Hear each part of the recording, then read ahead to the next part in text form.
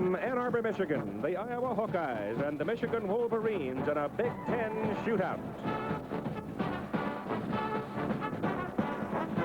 The Hawkeyes led by quarterback Chuck Long, the only quarterback in college football today, averaging more than 11 yards per pass attempt and 19 yards per pass completion.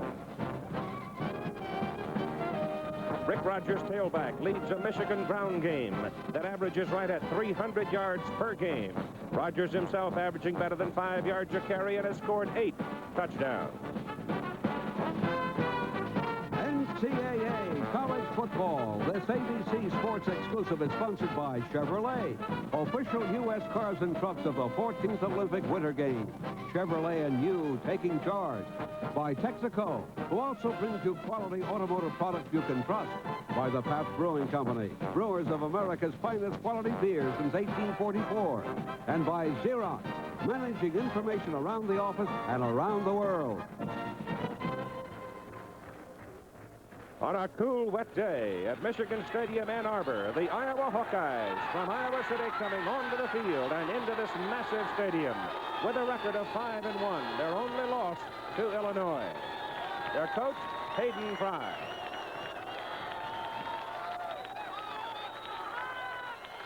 The Michigan Wolverines not yet coming out of the locker room. It was 50 years ago in a football game between these two teams, which Michigan won 10-6, that a young man named Gerald Ford, played at center and played in that ball game.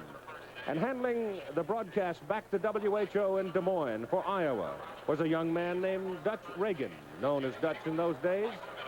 Seems incredible that it was 50 years ago that two men involved in this matchup between these two teams would eventually go on to become presidents of the United States.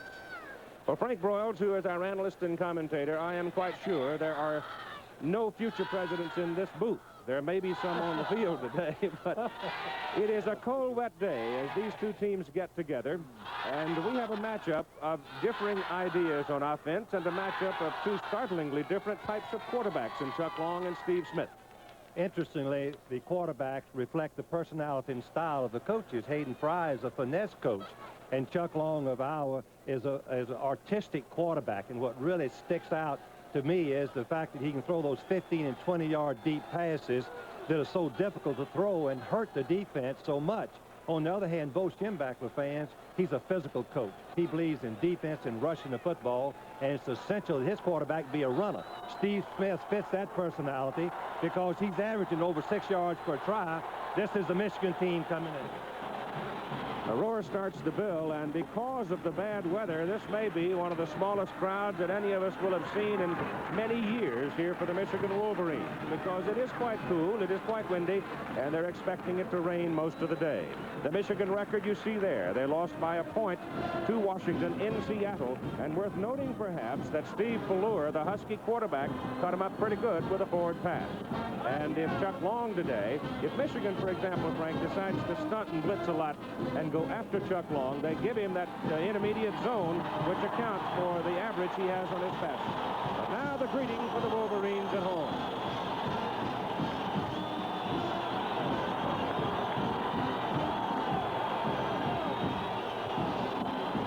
Frank, how do you feel that this cool, wet day will affect the teams? Will one team profit? I think it favors Michigan. If the wet field hurts anybody in the slippery ball, it's a passing team, and Iowa depends heavily on the pass. They play on artificial surface here, but it was covered throughout the night, so as they start the game, it is reasonably dry. So we're ready to play football. A Big Ten big one between the Iowa Hawkeyes and the Michigan Wolverines.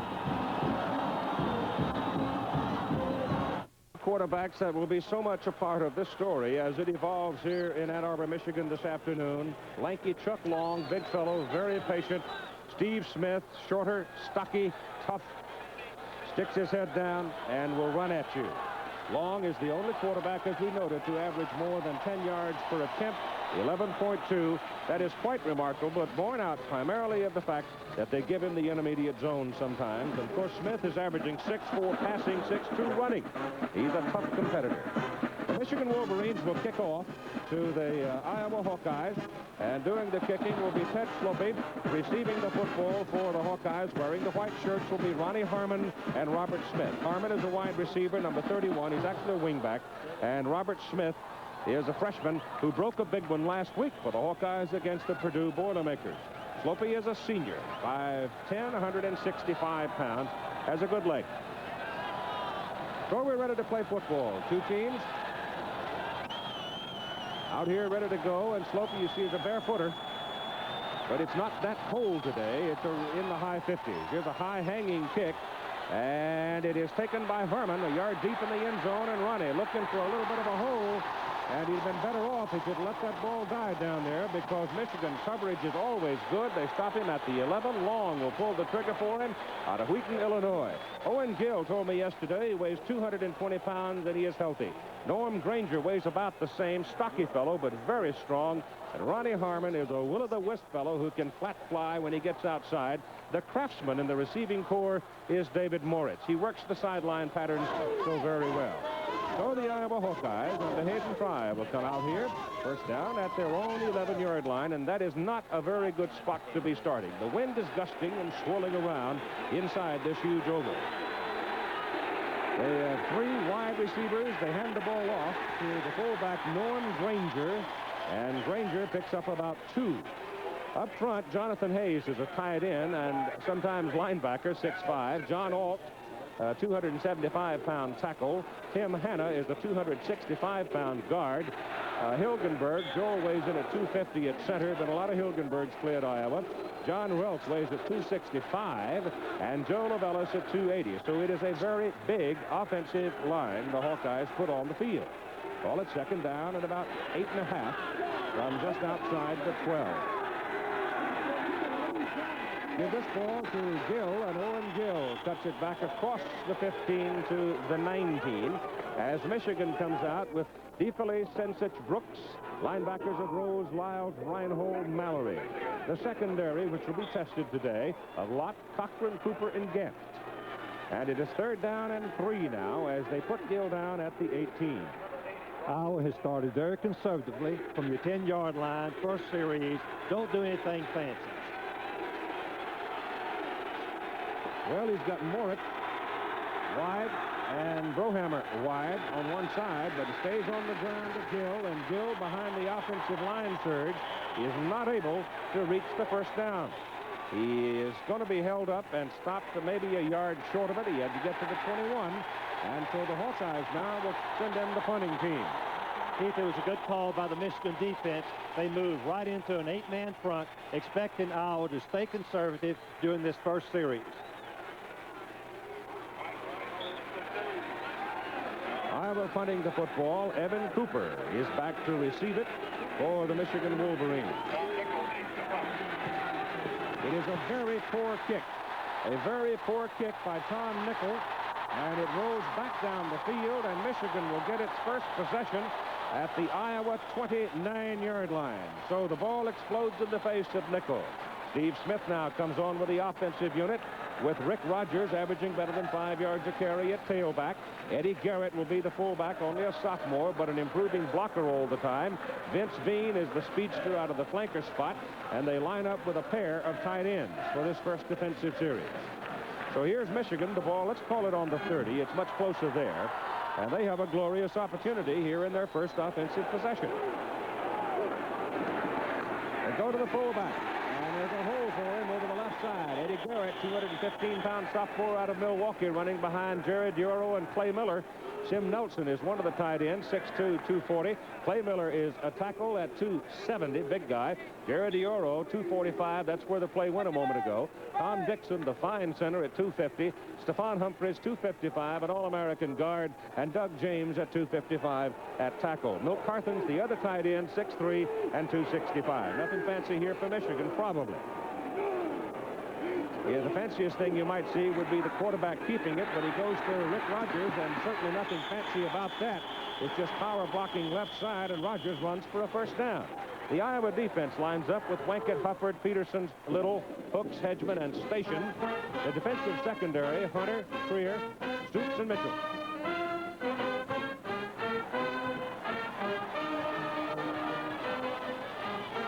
So Tom Nickel out to do the punting. Hitting it into the wind, got 11 yards. Keith, the interesting thing is that Michigan won the toss and let Iowa choose on the first of the ball game, and they would have the choice at the half, and it's paying off.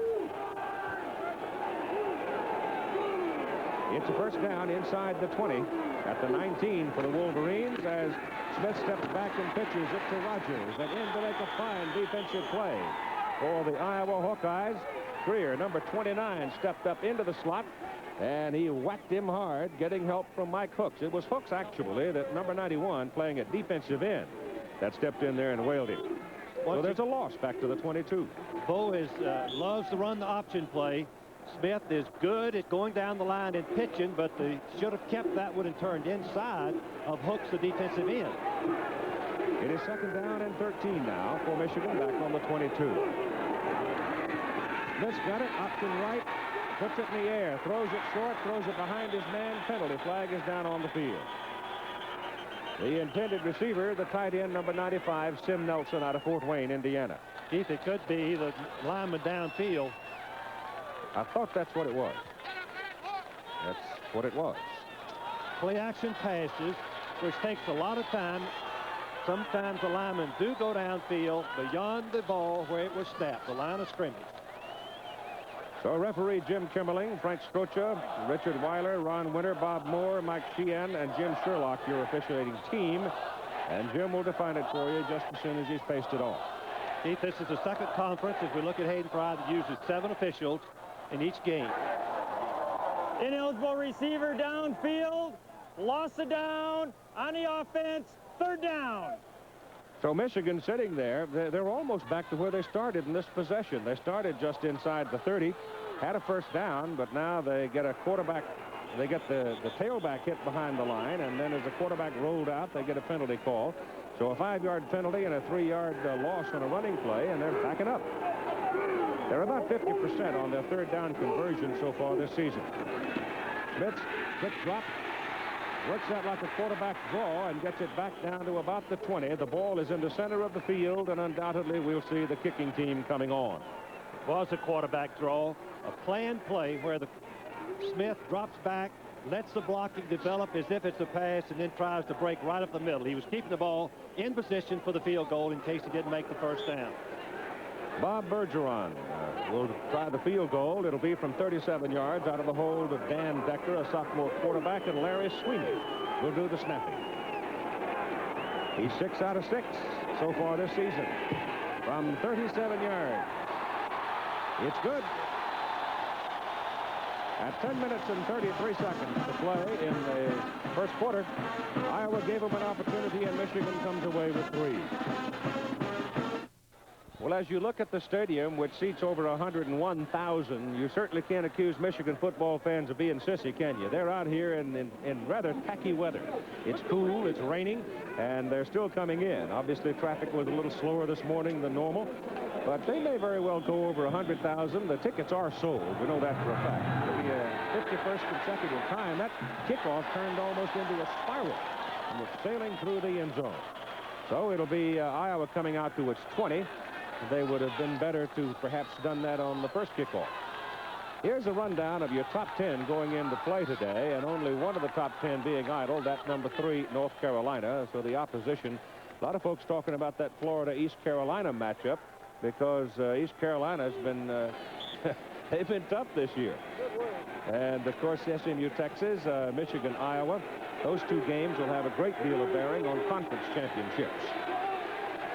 Okay, Iowa comes up this time going wide to the top of the picture as Chuck Long is yet to throw the ball, gives it to Owen Gill, and Gill, healthy again, turns it a big play. Owen runs it almost to the 38, stop him on the 37, Brad Cochran the tackle. John Ault, the left tackle, and Tim Hanna, the left guard. It's a little misdirection play. Watch him pick up the block and open up the hole. Gill is a big, strong back, and Bo Schembechler told me that he is good in an open field. They worry about him on the long run. He's averaging over 6 yards per rush.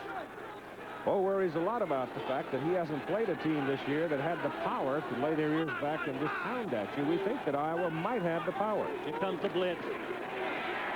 And Gill gets a good gain out of it. On the first down play, he moves for 5 plus. And they've still yet to put the ball in the air. Hayden Fry told me yesterday that it's most important, it's essential that he make good yardage on first down where he can be unpredictable on his second and third downs, meaning the ability to run a pass and make Michigan defense both of them. We have a Michigan man hurt on the play.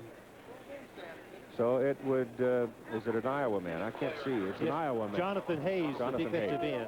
Offensive end. Yeah, feeling of that ankle. And Jonathan Hayes is a fellow who has played at linebacker this season. In fact, in one game, he played both tight end and linebacker. And you were speaking of John Alt a moment ago. John Alt lined up some last week in the ball game against Purdue at tight end. So though Hayden Fry and his staff have turned fortunes around considerably for the Iowa Hawkeyes, they still don't have the kind of depth that you need. And to lose a player the quality of Jonathan Hayes is going to hurt him. It sure is. And that's the reason Hayden is more of an artistic coach. He has the flair for the surprise. He doesn't believe in just power football. He doesn't think his squad at Iowa can just line up and run over Ohio State and Michigan. He's got to have balance and be unpredictable. As we look at Hayden, what a marvelous achievement he had in turning down on the lower right-hand corner, number 34, Hayes. Let's see how he gets hurt. Now we see his teammate falls right on the back of his left ankle. That is, could be a knee or ankle. That's a tough break. That was the fullback with the ball. It is second down and a short 5 now as Hayes leaves the ball game, and the Michigan player penetrating is number 90, Vince DeFelici, but he's motioning to the Iowa man. Let's let the men in the striped shirts call it. It's against the Hawkeyes. Well, after making a good gain on first down, offensive mistakes, mental mistakes, penalties really take you out of your game plan. Now they're back to 2nd and 10. Dead ball, illegal snap on the offense. Meant to sort of move the ball, Keith, before he snapped it. I just moved it just a little bit, and Michigan charged, and it was a penalty. So call it second down and 10, back near the 32. They try to reverse it inside to Ronnie Harmon. And Harmon really picked his way through an awful lot of traffic in order to get it back to the 42, where it'll be 5 yards on third down now to keep the ball. Keith, when you run a reverse play, you have to double team the tackle. Let's see what Iowa does. They just mash Brooks in to the inside with Alt. And then we see the guard trap out. Good blocking. Fine execution on the reverse. Both teams a little tentative in the starting process of this football game with 8:50 to play. Michigan leading 3-0 on a 37-yard field goal. First pass by Long. He loops it over trying to get it into Owen Gill, and that's an outstanding play by Kevin Brooks. Brooks, who is 6'6", 250, was able to just drop back enough to get his hand on the ball and slap it down, and Nickel comes on to punt now. Once again, offensive mistakes stopped the Iowa football team. Penalty took them out of a 2nd and 5. And on a bootleg pass like this, or play-action pass, I believe Long was setting up for the screen. Yeah, Brooks, as Keith has already mentioned, was 6'6", and he deflects it incomplete. A little better kick this time. Back a very good kick into the wind. Back to the 10 goes Evan Cooper. And he comes back to about the 17. So Tom Nickel goes from 11 yards on his first punt to 48 yards on his second, with 8:34 to play in the first quarter. You can see behind me they're working on tight end Jonathan Hayes. He sprained his ankle. It's the same ankle he hurt last week. They're taping it. He says it is okay. He can put weight on it. He's going to be back in the ball game, Keith. After doing his time with the World Series last week, brought bad weather with him too, confound it. From the 18, let's see if the Wolverines will open it up just a little bit now. Steve Smith hands it off to the tailback, and Rick Rogers slams over to the 20. Picked up about 2.5 to 3 yards on that carry. Michigan with a lot of running backs. Even though they lost Mercer, who was a fine football player, with injury, they still have a whole lot of running backs. Rogers and Kerry Smith alternates with him at tailback, both averaging over 5 yards. Garrett, the fullback, and Rice, the fullback, both averaging over 4 yards.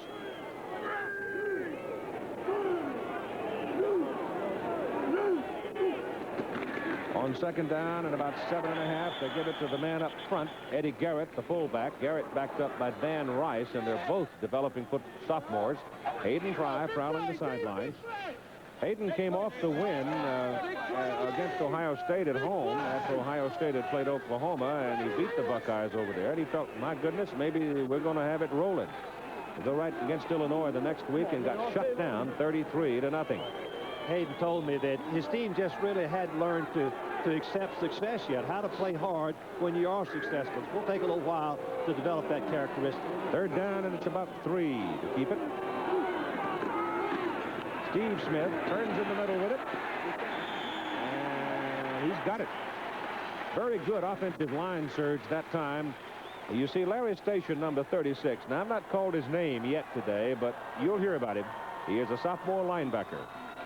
The option play is a beautiful play to run on third down. It gives you 2 plays in one, meaning the quarterback can keep it if there is room there. If not, he can pitch it out. But Smith shows his quickness by cutting back and then diving for the first down.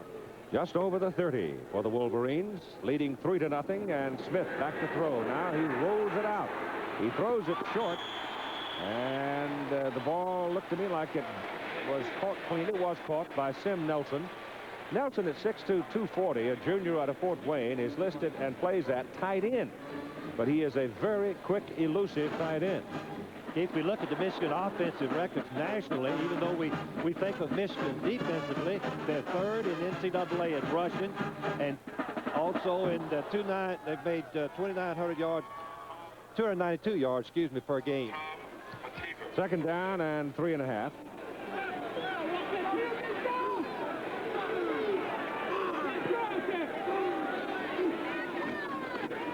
Rogers has it. Hole over the left side, and another first down for Michigan as he ran behind Miller and Duro and got a pretty good block from his fullback Garrett. So far in this ball game, Iowa's defense has played straight up to see what they can do. Hayden Fry told me yesterday we don't want to gamble against Michigan unless we have to. We don't have the type team that can penetrate and play man for man on every down. So they've got to learn to mix it up if they're going to stop it.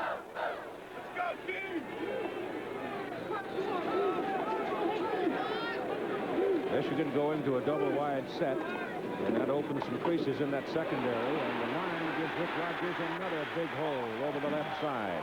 So he counters it back and crosses midfield. Larry Station likes to blitz. Number 36. Bo Schembechler told me he's the best linebacker in America, but he gets blocked by Dixon, number 69, turns him right inside, opens up a natural hole for the nice gain of 8 yards. There's a good reason why Tom Dixon is ranked among the top centers of the nation, and you just saw why. Second down, 2 for the Wolverines. A lot of yardage being picked up here on first down plays. Here's the blitz. Threw it away as Rogers cuts it to the outside again, and Mike Stoops, the strong safety, makes the tackle on him after he picks up a first down for Michigan at the Iowa 42-43. Typical Michigan offense, running right at people, a little bit of reverses. Here's the series record of Michigan 26, Iowa 5 wins, 3 have been ties. At Ann Arbor 16-4, but just a typical Michigan running attack, trying to punish the middle of the opponent's defense. The nose guard, Howard Peterson, is going to have to play a tough ball game today, I think, the way they're starting out. They sort of ride him right out of the play, too, and they run just to his left and pick up good yardage from near the 43 down to about the 37. The play selection has been excellent. Mixing up the fullback, the tailback, quarterback option, a reverse play, but give the offensive line credit, Keith. From our vantage point, they are controlling the offensive line of scrimmage, moving back the Iowa defensive lineman into the linebacker's left. They're blowing them right off the ball. They've got a full stride on it, looks to me like right now. On second down and 4. Rogers again. This time they get some penetration. Number 64, Paul Hufford, junior out of Mount Vernon, Iowa, who has been hobbled by a sore knee, but he comes into the ball game and makes a big play. Gain of about a yard. Peterson is the nose guard, number 50. the middle guard gets double teamed a lot of times, but let's see what happens. He's just going to get blocked back very, very successfully by D'Ario. Just moves him right back into the backfield. Dixon. Good block. Dixon, number 69. Blew him right out of there. But the penetration by Hufford makes it 3rd down and 3.5. And Steve Smith getting pressure, dropped the football. Iowa's got it. Are they going to call him down? They're going to call it incomplete pass. Keith, the rule says that if the quarterback's arm starts forward, even though the ball goes backward or forward, it is an incomplete pass.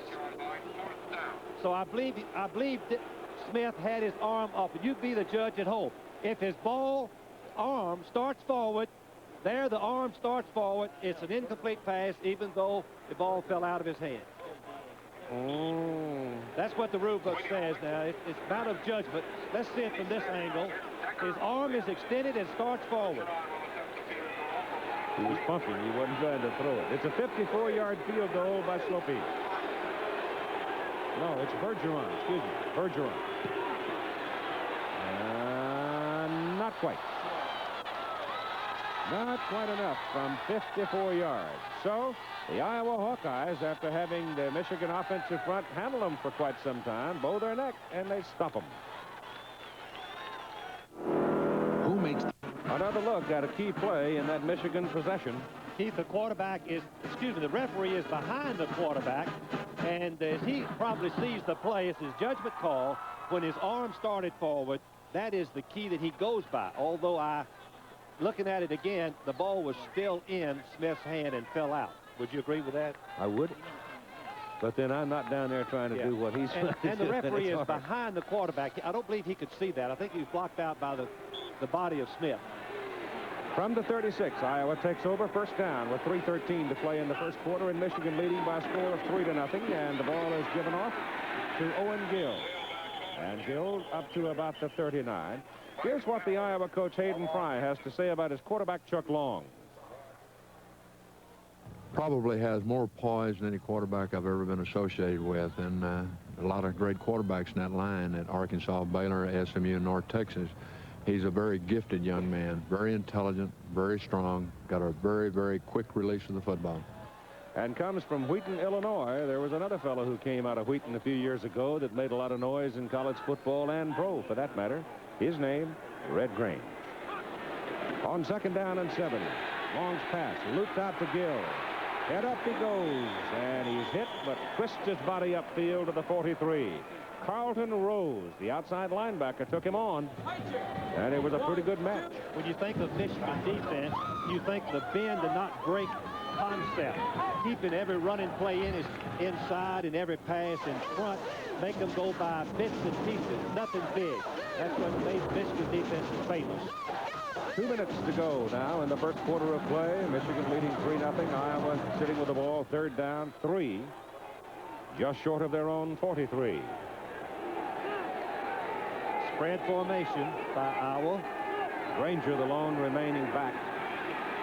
Long with a very quick release, has all day, nobody, now comes with it. It's almost intercepted. He tried to get it to Harmon. There just wasn't anybody to throw the ball to. An outstanding job by the defenders for Michigan. So, Michigan will get it. ABC's NFL Monday Night Football and Sunday Night Football, if you will. Look at that game on Sunday night, would you? The Los Angeles Raiders and the Dallas Cowboys. Oh, boy. That'd be a big one. They'll need a lot of cement to close the cracks after that one. And on Monday night, the New York Giants and the St. Louis Cardinals. Nickel is in. And this one is up into the wind, kind of a tail dragger, but he can't get it to turn right, and it bounces straight up in the air, and they have to put it down at the 34-yard line of Michigan. That was only a 22-yard punt with 1.5 minutes to play. Well, if we had some sunshine to caress the turning colors of autumn, it would be really pretty around here, but we've got a low gray covering of clouds and occasional mist falling out of them. A windy, cool afternoon. The Wolverines lead 3-0. Time remaining, you see their 1st quarter. They have the football 1st down at their own 34. With this field position, they might open it up a little bit here.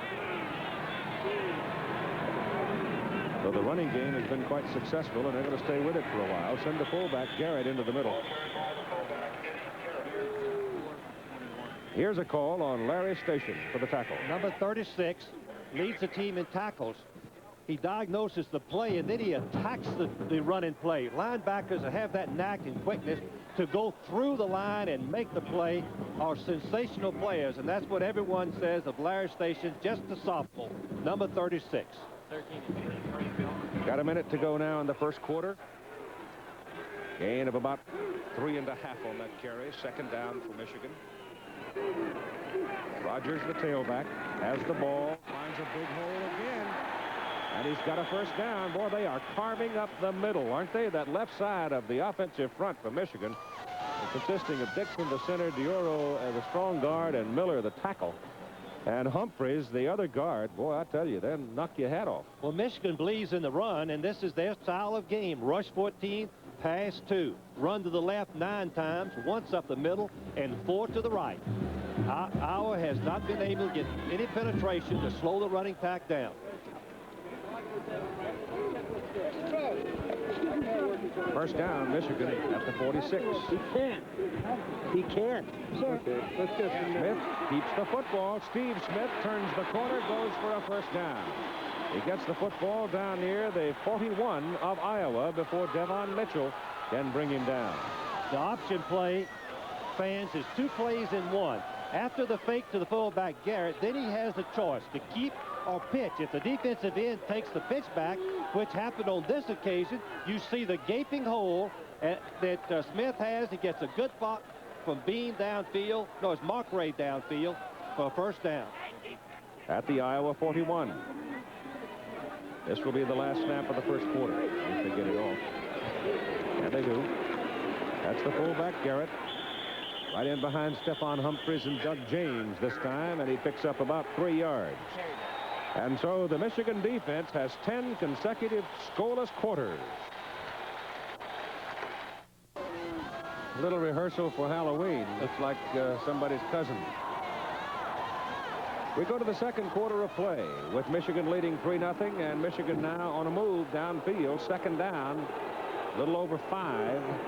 So they're running a little over 5 yards on their first down plays in the early going of the ball game. Smith gives it to Rogers. Rogers takes a lick from Station. Boom! They butted heads. Keith, here are the stats. You see that Michigan leads in every category. The reason is the offensive line has dominated the line of scrimmage, and Hayden Fry's team going into the win was very conservative, making only 1 first down in 3 possessions. As we noted, the field was covered during the rainy night and is in quite good condition. It's a relatively new field, so they're having no trouble with their footing or the handling of the ball so far. Blitz is on, so they try to kill it by sending the fullback up the middle, and he is close to the first down. Keith, you made a good point. When the blitz is coming from the outside, the best, safest play you can run is the fullback dive, and Michigan came close, if not making the first down. It's going to be close. They'll bring the chains in to measure. It is that close, with 14 minutes and 9 seconds to play in the first half. Michigan goes to Illinois next week. 2 years in a row, Keith. We did that game last year in Champaign. I think he's kind of a quirk on the schedule. They do. Well, apparently it came out of the result of arranging the round-robin schedule within the Big Ten Conference. The New York City Marathon coming up tomorrow. And one of the names you'll recognize as you watch it, Grete Waitz, the great runner from Norway. She's back to compete again this year. Keith, what do we have? 26 cameras doing the marathon. Oh, it's an unbelievable achievement. It's an incredible chore. First down from the 31 of Iowa. Give the ball to the tailback Rogers, and the Hawkeye defense reacting very well to it. And this time, the nose guard, Howard Peterson, that big sophomore from Bettendorf, pulled himself out of traffic and made the hit on him. When the opposing team is threatening your goal line, the best thing you can do on defense is come with everybody. Force them to throw the ball. That's the one thing that Iowa has not done. Force Michigan in any passing game. Michigan has thrown only when they wanted to. They've got to change if they're going to have any chance to win. Second down, 8. On the 29. Crowd coming up. And now Steve Smith is asking the crowd to be quiet. Whistle. Too much time. See, that's when your own fans hurt you a little bit. What the quarterback procedure for noise, Keith, he has to look back at the referee. He didn't do it. He looked at his fans and tried to quiet them down, and before he could call his snap count, he had exceeded the 25 seconds. Delay of game against the offense. Second down. Keith, he must look to the referee, and the referee will tell him to go ahead, or he'll stop the clock and allow the time, the noise to die down. I don't know what it was really that precipitated the rising roar from the crowd, but it cost him. Smith to the air. Pass is good to Sin Nelson, the tight end. He gets a terrific block on the sideline from number 25, Vince Bean, and turns it upfield for a first down. Once again, if you don't have the ability to blitz, you'll get burned. And this is a typical example. They tried to rush. Smith had time. Look how wide open Nelson is. And Keith talked about the block right there.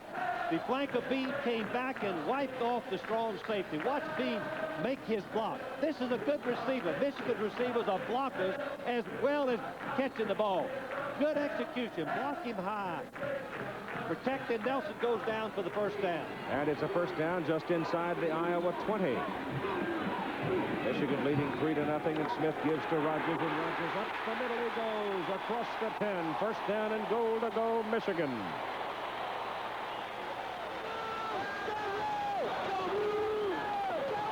When you continue to blitz, station number 36, the linebacker, is trying to make the plays, going to the right, trying to figure out what to do, and you're going to see Humphreys, number 76, takes him on, keeps his feet going, and Station is too busy with a block to make the play. That's why Humphreys is an All-American. And we've got a man down on the field, and I believe that'll be Rick Rogers. He went down on top of the ball, and sometimes when you go down hard with that ball cradled in the middle, it's going to knock the wind out of you. Rogers has carried 11 times and picked up 52 yards. Keith, he's looked very good running inside. He's a speedster, explosive, but he is a slasher. Very effective ball carrier. Timeout on the field. The ball is at the Iowa 10. Rick Rogers ran off the field. He had the ball cradled. He had his arms wrapped around it as he was going down, and he went down right on top of it. But once they pumped him up, he came trotting off the field, and I expect we'll see him back. In the meantime, Kerry Smith, 6'1", 200-pounder from Grand Rapids, is in the lineup. First down at the 10 of Iowa for Michigan. 12.5 minutes to play in the first half. And it's the fullback, Garrett. He goes over the left side, gets a yard and a half. And there's a penalty, Keith. I didn't see the flag, but they've stopped the clock. No, it's first down. First down. First down. It was not a first down a moment ago. I thought he had his first down. Indication had been that, but I guess not. So Bo Schembechler, Bo went out on the field a while ago. When the crowd started to come up, he went right out on the field and started waving his arms and said, hush. And they hushed. But not before it cost them 5 yards. But they wiped that off with a pass play. And now Vince Bean comes wide to the right side. On first and goal. It's the quarterback Smith keeping the ball, and he wiggles around for maybe a yard or so. I wouldn't be surprised to see him take a look at Bean, though, because that time Bean had some room. He had a lot of real estate on this side to work one-on-one. You look at Hayden Fry. What a miraculous turnaround at Iowa. Fans, Iowa had not had a winning season since 1961. Hayden, in his third year, took him to the Rose Bowl. But, Keith, on this part of the field, you've got to try to force Michigan into the passing game. They've got to blitz, take any chance they can to make them throw the balls. A second down and goal from the 8, and Rick Rogers is back in the lineup at tailback. And Smith coming to the wide side of the field. Steve Smith turns it inside and gets it to the 4, as he is brought down there by Eric Hedgeman. Iowa has 2 sophomore linebackers, so they're going to have this pair of Hedgeman and Station together for quite some time. We see that Bo continues to run the ball. The one thing that the Iowa coaches won't, fans, stop his running, force him into some passing. They've not been effective. This is a passing down coming up for most teams. 3rd and goal from the 4. I'm most safe with him back. You roll out on this, Keith. Smith turns it, option, and they got him. He is brought down by Devon Mitchell as he reached the 3. So Steve Smith running the option. The defensive end for Iowa, Hooks, had penetrated and forced him back inside. Mitchell came up to make the tackle. This has been a key play, the option play, but the fill by the safety man right here is going to make a sensational tackle to get Smith down. Number 21, Mitchell, makes a fine play, forcing a field goal attempt, apparently. From 20 yards, Bob Bergeron, who is now 7 for 7 on, no, I beg your pardon, he missed one a while ago from 54 yards.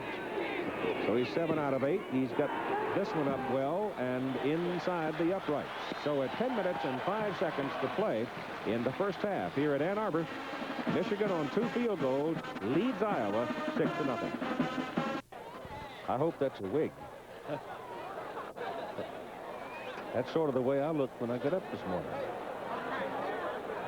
You're 3 hours ahead of time. 4 o'clock when you got up, your time in California. I was startled. I looked out my window at 7:30 this morning. It was stone dark. I couldn't believe it. Sophie will kick off. Ronnie Harmon and Robert Smith are the deep people for the Iowa Hawkeyes. Iowa, if they get any kind of field position at all, you got to figure they're going to open up the ball game. They've done nothing, literally nothing offensively so far, being very, very conservative. That's a high-hanging kick, and coming up is Robert Smith to take it.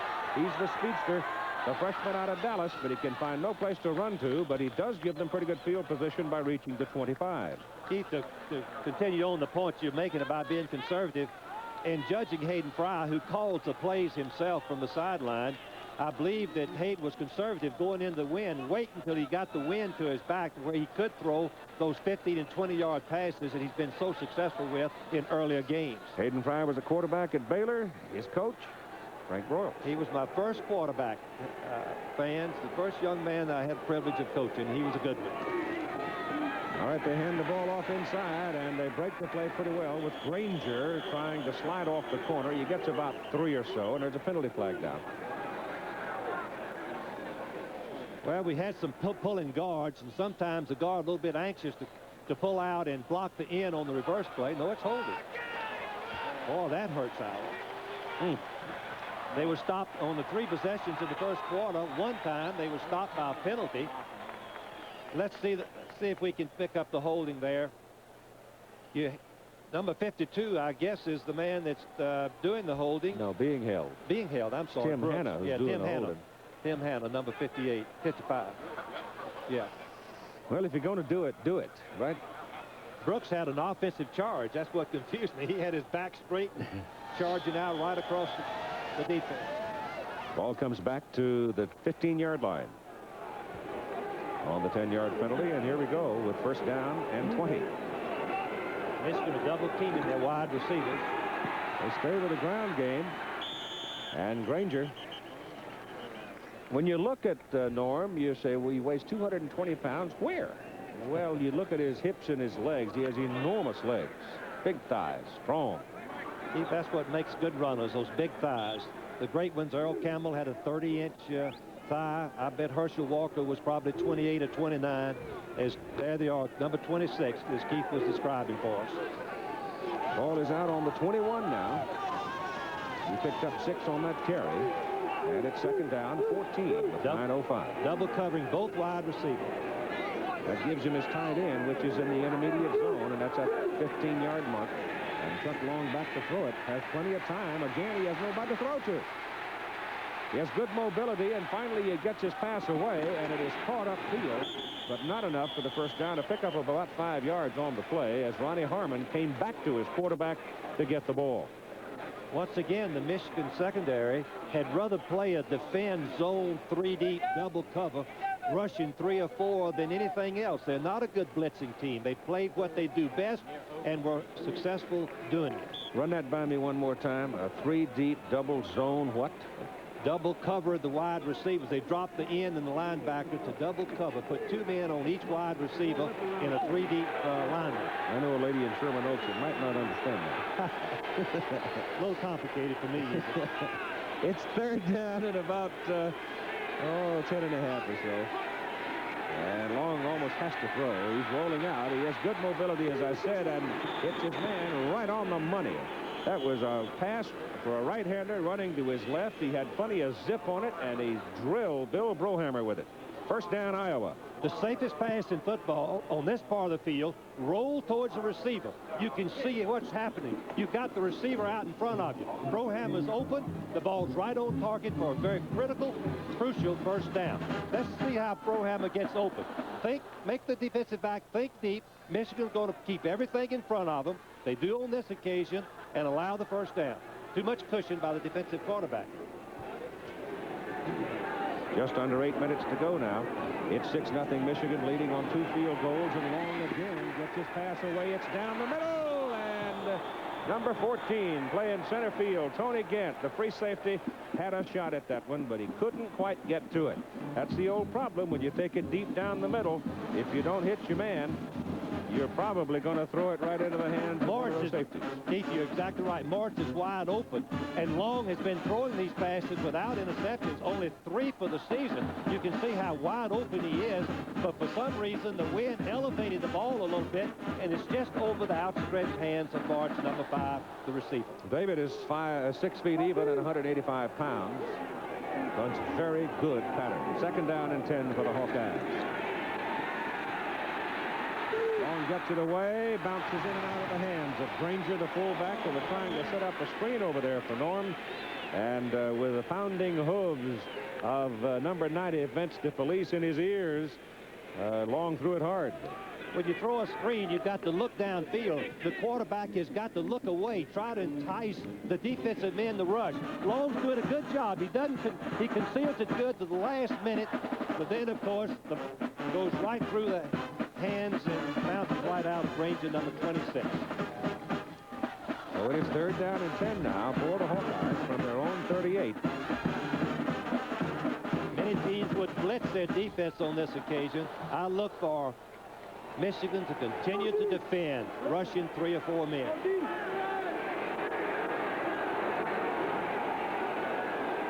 Out of the shotgun, flipped up into the line. That'll be an incomplete forward pass. Yeah. They're trying for a gimmick play there, trying to flip it. I don't know who was supposed to get it. Whoever was supposed to get it wasn't in the right place. The count, Keith. Let's see, the fullback should be coming up. 33, I guess it's... Big Gill. Gill, yes. But he gets too far. He runs into 52 Brooks, and he couldn't get there. It was a shovel pass, something that... Jack Curtis showed Jack up. Curtis started back in Utah. Now it's Nickel in to do the punting. Tom has had kicks of 11, 48, and 22. So he's had highs and lows already today. But he has the wind to his back. He's been averaging 38 yards for the season. Iowa needs a good kick here to back Michigan up. Cooper is deep for the Wolverines. Good kick. And it is out of bounds at the 23 of Michigan.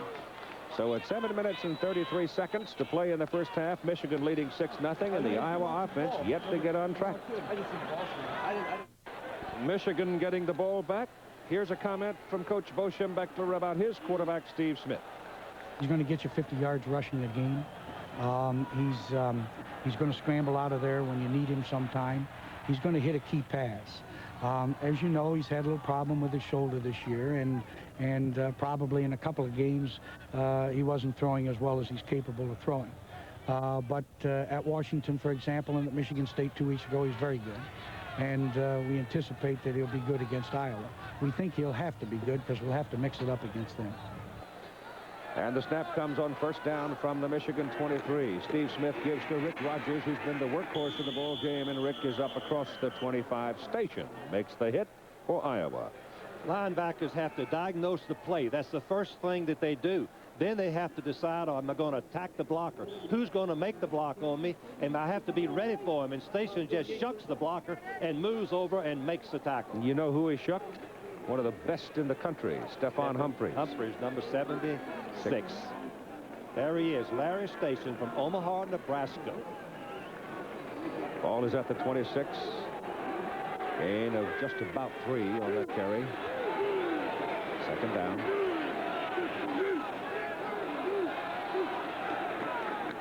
Fullback.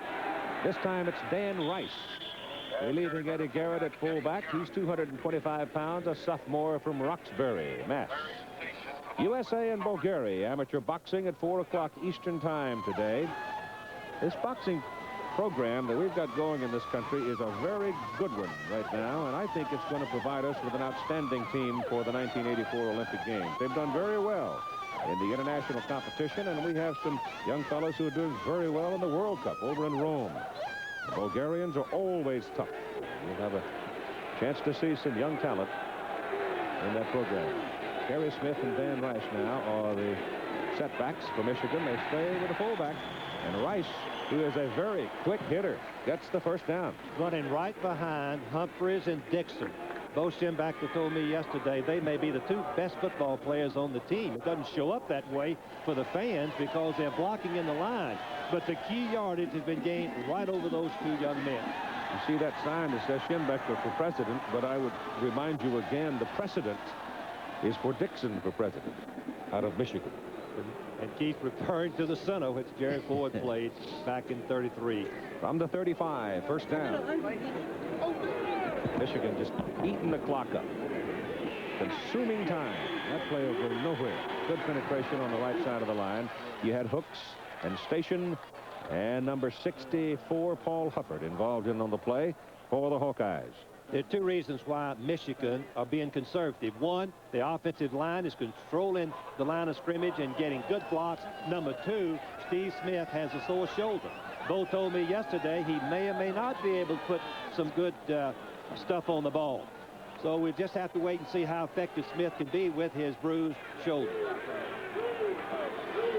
Riando Marcray comes wide to the bottom of the picture as a wide receiver. They've not looked at him today. They may look at him now. Ball is knocked down at the line of scrimmage. I think he was trying to get the ball to Rogers, the tailback, though he had Marcray running the intermediate zone about 20 yards downfield. You're going to see from the end zone some little quick play action pass, and Rogers, as Keith said, is going to slip through the line. He is the primary target after the deep man has been covered, but the defensive lineman, number 64, Hufford, gets his hand up and knocks the ball down. Watch Hufford, number 64, big, 260 pounds. Rushing the passer is just a relentless effort. Then you jump and get your hands high, and he does it perfectly to deflect the pass. They weren't sure that Big Paul would play a lot today, but he's been very obvious since he came into the ball game with a sore leg. Smith on a roll, gets good blocking on Hufford, and his pass is downfield, and it's incomplete. The receiver was out of bounds. Keith, that's a perfect example of the value of the extra official in the football game. The 7th official allows the flag men to be both in front of and behind all sideline cuts so that they can be right there and make the perfect call. Even though you voted for 4 officials. I voted for 4. When they had 5, Keith, that's the truth. When they had 5 officials, wanted to go to 6, I made a motion to go to 4. I'm old-fashioned. Don Bracken from Thermopolis, Wyoming. He's been an outstanding punter here in his career. In for his first kick of the day. Gets it downfield. Should have caught it. It's going to take a Michigan roll. And it's going to roll dead way back there. And Iowa's going to have pretty poor field position. A fundamental mistake. Hayden Fry, I'm telling you, he is going to be mad at his players. The ball hit on the 30-yard line. Fair catch the ball on the 30 or right at the 30 instead of the 12. What a difference that makes to your offense. Watch the ball. The one safety did not want to come up and handle it. The ball is going to hit quickly on the 31-yard line and rolls all the way to the 12. That is a fundamental mistake that will cost you ball games. Now, Long has got to be very careful with a limited offense, where at the 30, he could open up and do whatever he wanted to do with his passing game. With that roll, longest kick of the year for Bracken at 54 yards. Previous had been 52. Here comes Iowa now from the 12, trailing 6-0, 4:35 to play first half. That's Owen Gill out to about the 17. Well, that's one of the problems. To go back to the point you were making, Frank, I know a lot of coaches who believe devoutly that you need more than one person back there. We certainly believe that, and I know that many of the coaches feel that the short kick should be handled by the up men, not the deep men. The deep man shouldn't come flying up and catch the ball on the run, because that's too dangerous. But if you put two short men, they are taught and schooled to handle the short kicks, which is what would have happened on that last punt. 2nd down and 5 from the 17 for Iowa. Holmes back to throw it. Down the middle he goes. He's got it. Yes, indeed. It's Moritz. Boy, I'll tell you this. Dave Moritz is a monument to concentration on that play, because he was dehorned after he caught the ball. Keith, these receivers that catch these deep passes, those 15 to 20-yard passes, they know they're going to get hit. Watch him cradle the ball. He had to cradle the ball to keep possession of it, knowing he's going to get hit. Pull it in. There he does. He ducks right there as he gets waylaid, as Keith mentioned. That is tough territory to catch a ball. Gill, hole on the right side for the big halfback, and he runs it across midfield and a first down at the Michigan 49. So the pass to Moritz, the run by Gill, and the Hawkeyes are on the Michigan side of the field. Watch the blocking, and watch the cut by Gill, number 33. 220 pounds, but he's not all muscle. He has some good moves, but there's good blocking. He breaks. You run with your eyes. You run for 4 yards and then hope you break in the secondary, and that's what happened to Gill. 3:25 to play in the first half. Michigan leading 6-0. Ball goes to Gill. Not much help on this side, but he finds a hole anyway, and he runs for another first down. There was nothing but blue shirts on this side of the field, and he just popped right between them and turned it on. Keith, the Michigan has nobody supporting. Fans, look at the bottom of your screen. To support a sweep, you have to have a quarterback. Finally, number 44, Lott comes up, but too late. Gill shows the power of turning down the field north and south and running strictly on his own. Just inside the Michigan 36. Gill with 67 yards on 8 carries in the game. First down, Long's going to throw it. Has good protection. His pass is good to Gill. Gill's got 2 Wolverines over there to pound on him, and he didn't get a lot out of the play. A couple of yards. Cooper, the strong safety, and Mallory, the inside linebacker, 42. First time that Iowa has been in Michigan territory. The first time they've looked pretty good, but they've mixed up some passing and running. You have to keep the Michigan defense off balance. Running and passing is the only way that you can consistently move the ball against Michigan, and it's tough to do it even with that. Gill goes out of the lineup now, and Eddie Phillips comes in. Eddie gives away 10 pounds. He's 6'1", 215, but he was a starter most of last year, so they've got talented people. Gill, no, he comes back, and they move. Where did he send Phillips? Phillips came in, and he must be in a flanking spot. As Long gets pressure, gets his pass off, and it is caught. Great catch by Bill Brohammer. How in the world did he get the ball? Keith, he came back to the ball. The key for a pass receiver is come back to the passer. He and the defensive man are lined up. The receiver and the defense. Now he comes back to the ball and makes a sensational catch. Had he stayed at his step, it would have been incomplete. Loud's number 80. Now you're going to see that Granger is trying to rush the passer, but Granger keeps Lyles off just in time for Long to get it off. And it's a first down, call it to Michigan 25. So Iowa's making some noise here. Ball given off inside. They had motion coming this way and then tried to count it a little bit and give it back to Granger, and Michigan was Harmon it was, and Harmon, and the wingback, was just swallowed by the defense. Well, Harmon has averaged over 10 yards rushing the ball from the wingback reverse.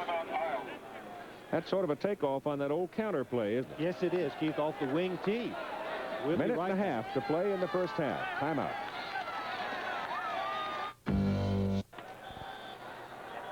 All right, the timeout situation, Iowa with 2 remaining. Michigan has 3. Not much time to play in the first half, as you can see. Now, Long and Moritz both had gone to the sidelines to talk. Loss on that last play is back near the 30. So they're looking at second down and about 15.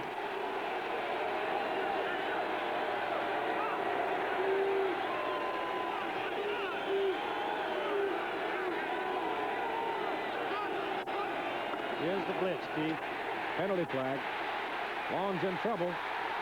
Tried to get it away. Ball is knocked loose. Iowa recovers it. Covering the ball is Tim Hanna, number 68. But let's see about the penalty flag. Michigan was just swarming.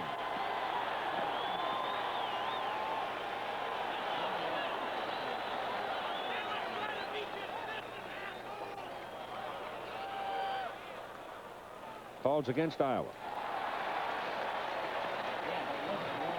Keith, it looked to me like that was a forward pass. Let's see again. Remember, fans, the rule is that the quarterback's arm moves forward. Even if the ball goes backwards, it's a forward pass. An illegal motion on the offense. Decline. Third down. Watch his arm right there.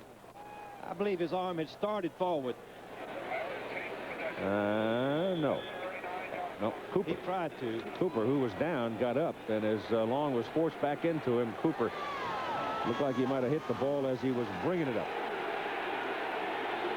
It is third down. Ball is just inside the 40. And they've got to go to the 15, so they need a bunt. 25 yards. Long this time has protection, goes deep with it, and it is incomplete. The pass intended for Ronnie Harmon, and covering was John Lott for Michigan. Keith, the ball hits Harmon right on the shoulder pad, I believe. Once again, Long shows how he can dump the ball right into those deep patterns where your man has the best advantage to catch it. Let's see if that's where we saw it. Looked like it hit right into Harmon's hands, and he couldn't hold it. Lott, number 44, was grabbing at his legs and forced the incompletion. Evan Cooper, the strong safety, went flying by and made no contact on the play, and as he fell down, he hurt himself. So the timeout is called in his behalf. 59 seconds to play in the first half, and Michigan leading on 2 field goals. Now to get very low hanging clouds, and we're getting heavier rain as we near halftime. And Tom Nicholas come on the field for Iowa on 4th down to try a 56-yard field goal. His longest in his career, 47. Keith, he's got the wind to his back, but I've seen Hayden Fry many, many times use a fake field goal on this occasion. But Michigan is not rushing very many people. They're playing for the fake. The holder is Tom Grogan, and he's a quarterback. He puts it down, and he gets it up, and it looks like it may be long enough if it's in there. It's good. Right into the corner, a 56-yarder. So we've got a ball game of field goals as Iowa gets on the scoreboard. Let's watch what Hayden Fry throws at this 56-yard field goal. There's Hayden. Watch, he's long enough. He's saying it's long enough. And it was good. Beautiful kick. Went right down into the left corner from 56 yards. Keith, that will pump up Iowa a little bit coming into the second half. It's always good to get some points on the scoreboard in the first half, and in particular right before the half ends. John Relk will come on, looks like, to do the kicking off now for Iowa. That is the longest Iowa field goal in the history of the Hawkeyes. ABC's Wide World of Sports, a fight we've been talking about for some time. It was delayed for a time, but apparently it's going to take place today.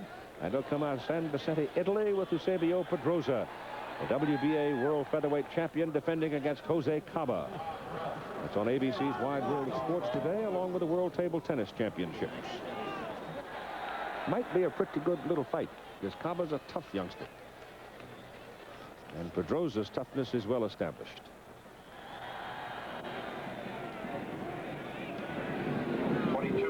Well, hits it a ton. Well back into the end zone, and changed his mind. Rick Rogers, the junior from Inkster, was back there, started and then said, no, I'll take it at the 20. Save my body. What do we anticipate from the Michigan offense? I'd say same thing probably we've seen with 53 seconds left to play, leading by 3 points. They may try some little short passes, but they'd be very conservative style.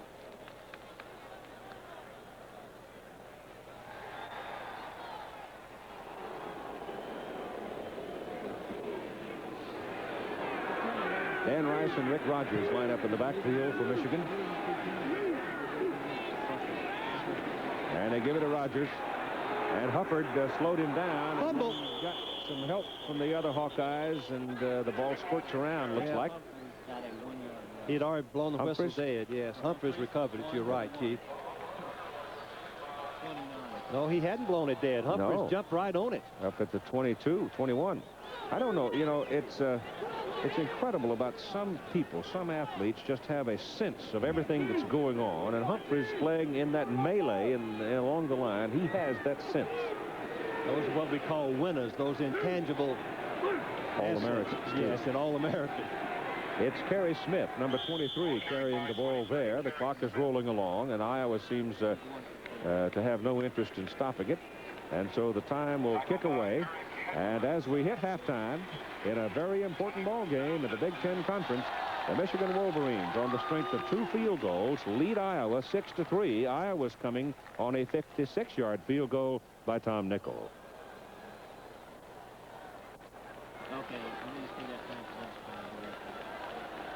So we got the rain starting to come down hard now, and we expect probably that we'll have heavy rain for the rest of the day. Celebrates homecoming 1983. Michigan scoring. Bergeron a 37-yard field goal in the first quarter, a 20-yard field goal in the second quarter, and Tom Nickel a 56-yarder to put Iowa on the scoreboard. A relatively conservative ball game to the degree we have no highlights. Zip.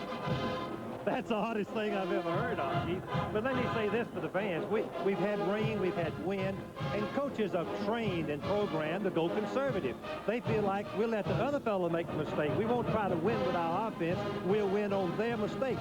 Both coaches have been trained that way. Hayden Fry coached for me. I know what I would be doing in it. And Bo, of course, is very conservative. And that's what we're seeing. Smart. Now, let me just say this. Both coaches are flexible enough to change that strategy and tactic anytime they need to. Well, if they don't, we might be here till next Wednesday trying to get a decision.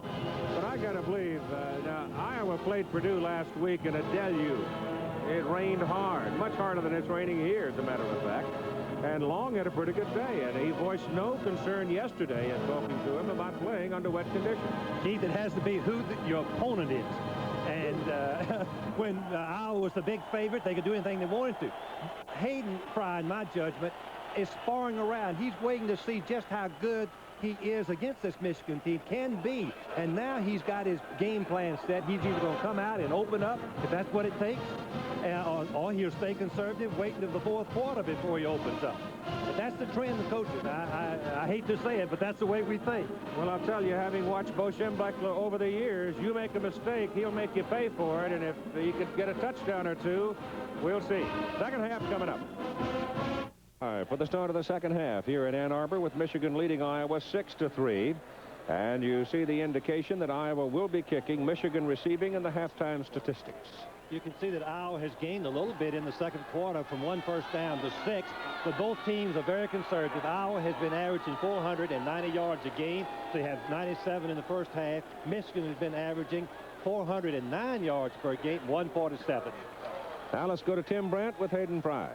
Thank you very much, Keith. Hayden Fry is out, and you've got to feel pretty good. Your club comes back. They played pretty tough, and 6-3 ball game. You're right in the middle of it. I've never felt as bad in my life about an offense. We haven't fired a shot. We've been terrible. But we're going to get it together this second half. Our defense has come up with some big plays, and of course the field goal was great, but offensively we're a much better football team. Now, offensively, you didn't throw the ball that much. Is that the weather, or is that just the game plan? Well, plus Michigan giving us some coverages and some stunts we didn't anticipate, but hopefully we've got some of it worked out. Okay, now they were in that 3 deep. They went out and they double covered some of the outside guys. How do you come back against that? Well, we're going to have to mix it up. We've got some specific runs and passes that we'll have to audibilize to, but it's hard to audibilize with this crowd noise. You're right. Have the quarterbacks mentioned that to you? They don't have to. All right. Keith, back up to you. All right, Tim. I can sit all day and talk to Hayden Fry.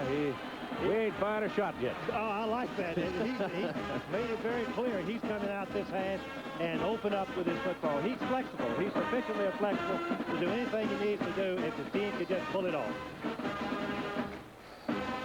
The history of Michigan, however, is you make a mistake and they will make you pay for it. That's the way both Jim Beckler believes. The more games won on defense, he said so many times, I repeat, championships are won on defense. And he believes that. And he means taking the ball away from the other team on fumbles and turnovers, making something happen. The Michigan defensive unit had thrown a couple of shutouts coming into this ball game. But Bo was very frank in when I asked him about a concern he had voiced earlier in the summer about being small, and he said we hadn't played a strong running team yet. Right now, here is Coach Jim Beckler with Tim Brent. Well, I've got to ask you now, you were double covering some people on the outside, even though you were in 3 deep, and it gave them quite a few problems. I know they're worried about it. Well, yeah, I think you have to. He takes the ball upfield a lot and throws it deep. And you got to be very, very careful. I don't think you can just sit in a 3 deep and let him run out cuts, or just in a 2 deep and let him run in the seams. I know Hayden is concerned, too, that his quarterback couldn't hear the count because of the crowd. Now, you had a problem with that as well. My crowd cost us a 5-yard penalty. I mean, it almost stopped the drive, yeah. All right, Bo, thank you very much. All right, Keith, back up to you. Let's play some football. Stay dry. And take your confounded rain back with you from where you came from. Penn State jumping out first quarter to a lead over West Virginia 14-3. That's being played up on top of the hill at State College. And everybody in the world knew that Penn State, after a staggering start 0-3, would not stay there. And North Carolina State Clemson now with the Wolfpack giving Clemson a little trouble. We're ready to go here in Ann Arbor for the kickoff, and John Relk will kick it away for the Hawkeyes. And the deep people are Rick Rogers and Gerald White. They think a lot of White. He's a speedster, comes out of Titusville, Florida. Second half's on. Oh, skittering click. The rain is coming down now with considerable force. It's going to get very soggy. And we'll take a look at the Hawkeye defensive unit of Wankett at defensive end, 225. Hufford, defensive tackle, big fella, 260, playing very well. Howard Peterson, the nose guard, 250. George Little, defensive tackle, 250. And Mike Hooks, the defensive end, 6'3", and he's in at 230. Eric Hedgeman, sophomore linebacker, 215. And Larry Station weighs in at 230. Both of them are sophomores. The first snap of the second half now by Michigan from the 20. Steve Smith gives the football to Rick Rogers. And Station and somebody else, number 93, jumps in there to make a hit on him. Hedgeman. Keith Hunter is the cornerback for Iowa, 6'1", 185. Nate Creer stands in there, 6'1", 185. And Mike Stoops, 6'2", 185. And Devon Mitchell at 6'2", 185. They got pretty good size in their defensive secondary. There was a gain on the play of 3. Second down and 7 now for Michigan.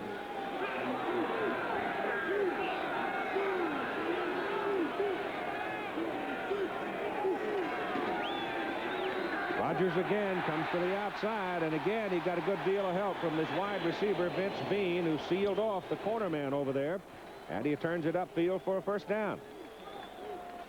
The blocking is excellent. Humphreys and his partner over there with James just do a great job of opening up the hole. Good blocking, good block by the wide receiver. You can see Rogers just cuts back and makes the first down. Ball is right on the 35. He picked up 12 yards on that carry. In a game of field goals so far. Rogers again going to the outside. And they cut him down up around the 38 with Mike Stoops, the strong safety, stepping in. The offensive alignment for Michigan, there are your backs and the wide receivers. Vince Bean hasn't seen the ball yet today. The offensive front is flanked by a pair of tight ends, Sim Nelson and Milt Carthen. And when you lose a player the quality of an Anthony Carter, who was a terrific threat for the Michigan Wolverines over recent years, there really wasn't anyone around to fill his shoes, so they just simply took a different tack with it. Riendo Marcre now is back in as Carthens goes out as the tight end. So they've got two wide people now with speed. Smith goes to the air with it and goes to Nelson as tight end. Nelson is upended by Mike Stoops as he makes the catch, and he is short of the first down, just outside the 43. The timing on this pass has to be perfect. The tight end is going to try to split two linebackers. He's going to uncover himself on the inside one very briefly, and then the outside linebacker comes up and makes the tackle for a short gain.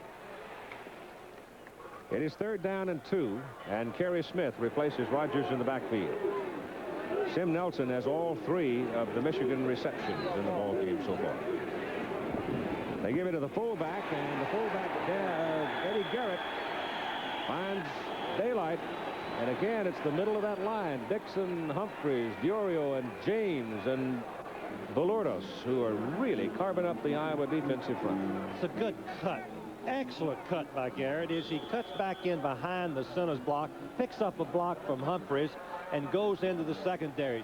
Cutback plays have been very good in this ball game against Iowa as they're trying to over-pursue and get out on the plays and leave themselves vulnerable for the back door. Michigan has the ball, first down at the Iowa 47. Rogers back in at tailback. Smith on an option, caught behind the line of scrimmage and thrown down by Paul Hufford. Big fella from Mount Vernon, Iowa.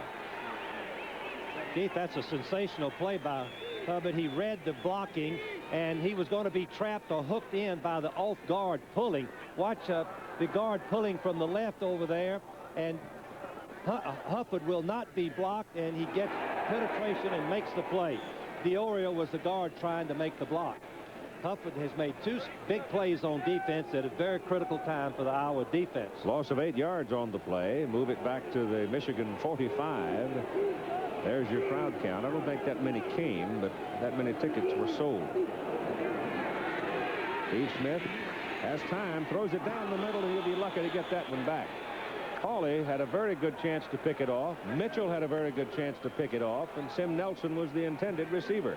Keith, I think this is what, as we look at East Carolina leading Florida, that is really a surprise. Pretty good football team. Yes. Let him drinking down there. They beat Missouri and nearly beat Florida State. Kentucky and Georgia. Jerry Claiborne's continuing to have a great season. Keith, Iowa defense defended 3-man rush, 8-man defend against Smith, and I think that's the best course against a quarterback who's a better runner than he is a passer. 3rd down and 18 now for Michigan. Going to put it up again. He goes down the sidelines, and it's incomplete. Picked off by Hunter, but Hunter was out of bounds when he caught the ball. So it's an incomplete forward pass, and it brings up 4th down. Well, Bean's going to come back and try to catch the ball, but Hunter anticipates the pass. You can see him move right in front, and had he been able to, and that is a close call. We cannot see whether his foot's on the line. Let's look at it from another angle. Hunter, number 14, is going to come right in front. No, his left foot was on the line as he caught the ball, as he intercepted it. Bracken is in to punt. Kicked once today. With the roll, he got 54. And that's going to roll for Michigan, too. No, it won't either. And the Wolverines have to put it down. So the Hawkeyes now, to start the second half for them, will have pretty good field position just outside their 30 in a 6-3 ball game. 25-yard kick. Well, Hayden said he hadn't fired a shot. I look for him to start firing them early. He's that kind of coach. Long comes out at quarterback with Granger and Gill in the backfield with him. Ronnie Harmon, number 31, coming down to the bottom of your picture. Moritz is up at the top. From the 30 for the Hawks. Pressure's on. Long is sacked behind the line of scrimmage. Number 89, Carlton Rose, shoots him down back at the 20. Carlton Rose with a big play. The guy on the other side of the line, 255-pound Vince DeFelice. Al Sinsich is in the middle at 230. Kevin Brooks, 6'6", 250. There's the man that made the play a moment ago, 210-pounder, very quick. There's Rodney Lyles at 225. And the linebackers are Mike Mallory at 215. He's the son of Bill Mallory. And Mike Reinhold, the other linebacker. And Long runs the draw with Gill and doesn't get anything out of it to speak of. He gets about 3 yards. Well, he's going to lose on the play, isn't he? He's going to lose a yard. You're looking now at the secondary. Brad Cochran, he's good size, 6'3", 205. Evan Cooper's played very well at 175 pounds. And the free safety is Tony Gant, 165. Lott weighs in at 180. But Cochran is the bigger man back there. And there's your offensive unit we gave you. And now the ball is sitting back on the 18-yard line. They've got to go to the 40. They need 22 yards. And it's third down. So that play by Rose turned out to be a very big play. Long waits and waits and waits and throws for Moritz, and he's got it, and he is close to a first down. Keith, that's as fine a football play as I have seen in a long, long time. Nobody was open. Watch how long that quarterback Long holds the football. Nobody's open. He keeps looking. He doesn't panic. And watch him lay the ball the only place that Moritz could have caught the ball. Perfect throw. Watch number 5, Dave Moritz. He caught 8 passes in the first half against Tennessee in the Peach Bowl last year. He's averaging about 23 yards per reception, and that pass there was a perfect example of why Lyles, number 80, is being blocked. He's fine rusher. Number 78, Alt, is trying to get him back, and he's getting his hands in front of him, which is the college rule. Hold him the best you can. Just grab a hold, use your hands, I should say, not hold him. That's illegal. But they do it sometimes. The man down on the field is Ronnie Harmon, the wingback, wide receiver. He was downfield in that same neighborhood that Moritz was, and wound up taking a heavy hit as he collided with one of the Michigan defenders. And Ronnie's having a little trouble getting things sorted out right now. Meantime, Hayden Fry, with the timeout on the field, calls Chuck Long over to have a visit with him. And now Ronnie's up, walking off, and looks like he'll be all right.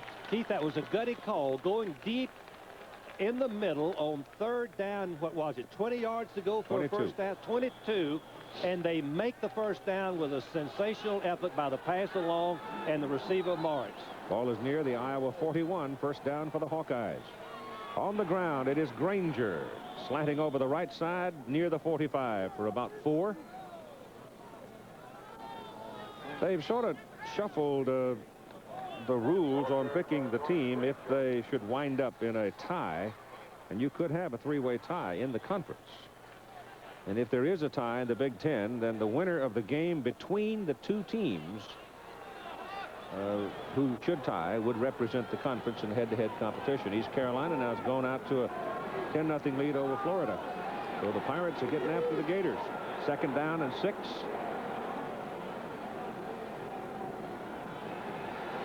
Long back, gets his pass away, intercepted. Picked off by Mike Mallory, linebacker who had dropped into the intermediate zone. Just a sensational effort by Bill Mallory's son, Mike.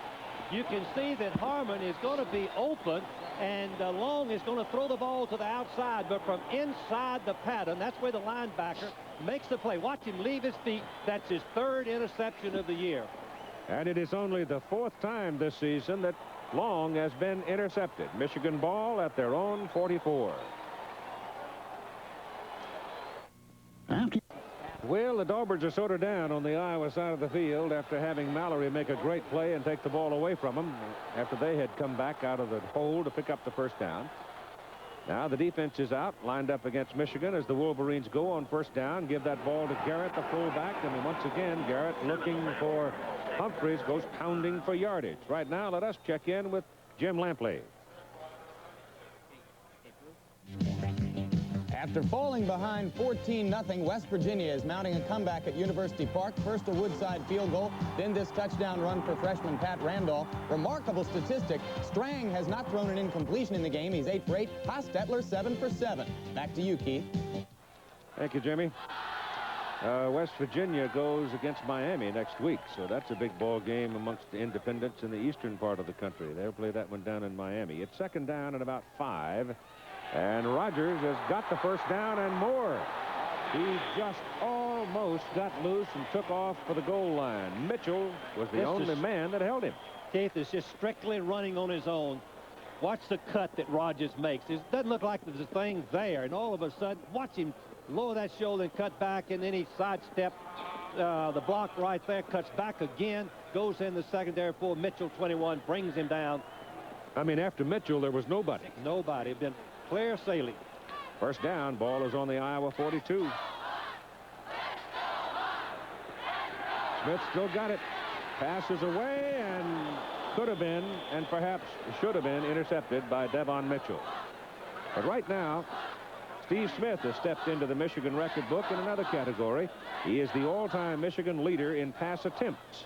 With 538, he has just passed Rick Leach.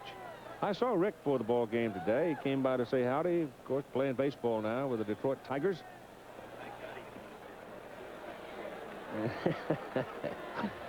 He's a fun youngster. He's pretty good baseball. He's starting to hit that ball. Got a hold of the deuce a little better this year. Keith, if you're going to defend Smith, the best thing to do is just rush 3 or 4 and drop off 7 or 8. He's too good a runner, not that good a passer to worry you. Second down and 10 from the Iowa 42. Gives the ball to Rogers, and he's got a lot of room. That's the penalty you pay, though, right there. Fake pass and run. Always a great play on second down and long. You're going to see the quarterback take the ball back. The defense are rushing as if it's a pass, and Rogers is in an open field immediately. Hufford, number 64, is going to get blocked in by number 79. Clay Miller. Clay Miller, who's just come into his own this year. Good block. First down, Michigan at the Iowa 28. Inside goes the fullback, Eddie Garrett. And he's got another Michigan first down as he reaches the Iowa 17. So Michigan intercepting the pass by Mallory, trying to cash in the turnover. Keith, you made a big point when you said the Iowa bench looked dejected. Well, that's what happens to a team that turns the ball over. They do get a little bit dejected. The momentum goes to the other team, and it's a perfect illustration of Michigan taking advantage of it. 7 minutes and 10 seconds to play in the third quarter. Michigan leading by a field goal, 6-3. In the middle goes the fullback. And once again, Garrett has a little room, but on contact at the line of scrimmage, his momentum carries him down to about the 13, inside near the, we'll call it the 12. Watch James, number 73, just bury Hufford down in 76. Humphreys is right on top of him. He could do nothing with the play. The Michigan line is dominating the line of scrimmage at this time. Second down. About 5.5. It's Rick Rogers. And he's inside the 10. Don't think he's got the spot for the first down. So it'll be third and short. Well, as we measure for the first down, Michigan got a first down on the 8-yard line in the second quarter, ran 2 option plays, was stopped, and had to settle for a field goal. Let's see what changes in tactics they will use this time. Iowa man shaken on the play, and time taken for him for the moment at 6 minutes and 16 seconds to play in the third quarter. Keith, Michigan has rushed 42 times and passed only 9. That's their style of play. They've been gobbling up the clock in the ball game. We'll be back in a moment. The ball is just short of the Iowa 8. Third down, they need about a half a yard. About a half a yard. Double tight end.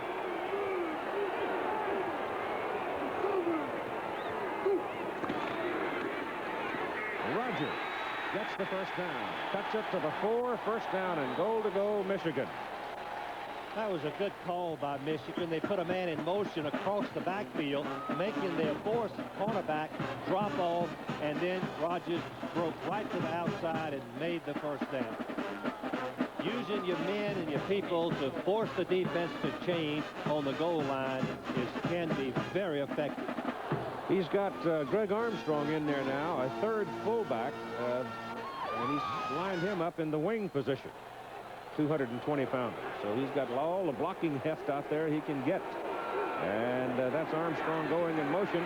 Ball is pitched back to Rick Rogers. Touchdown.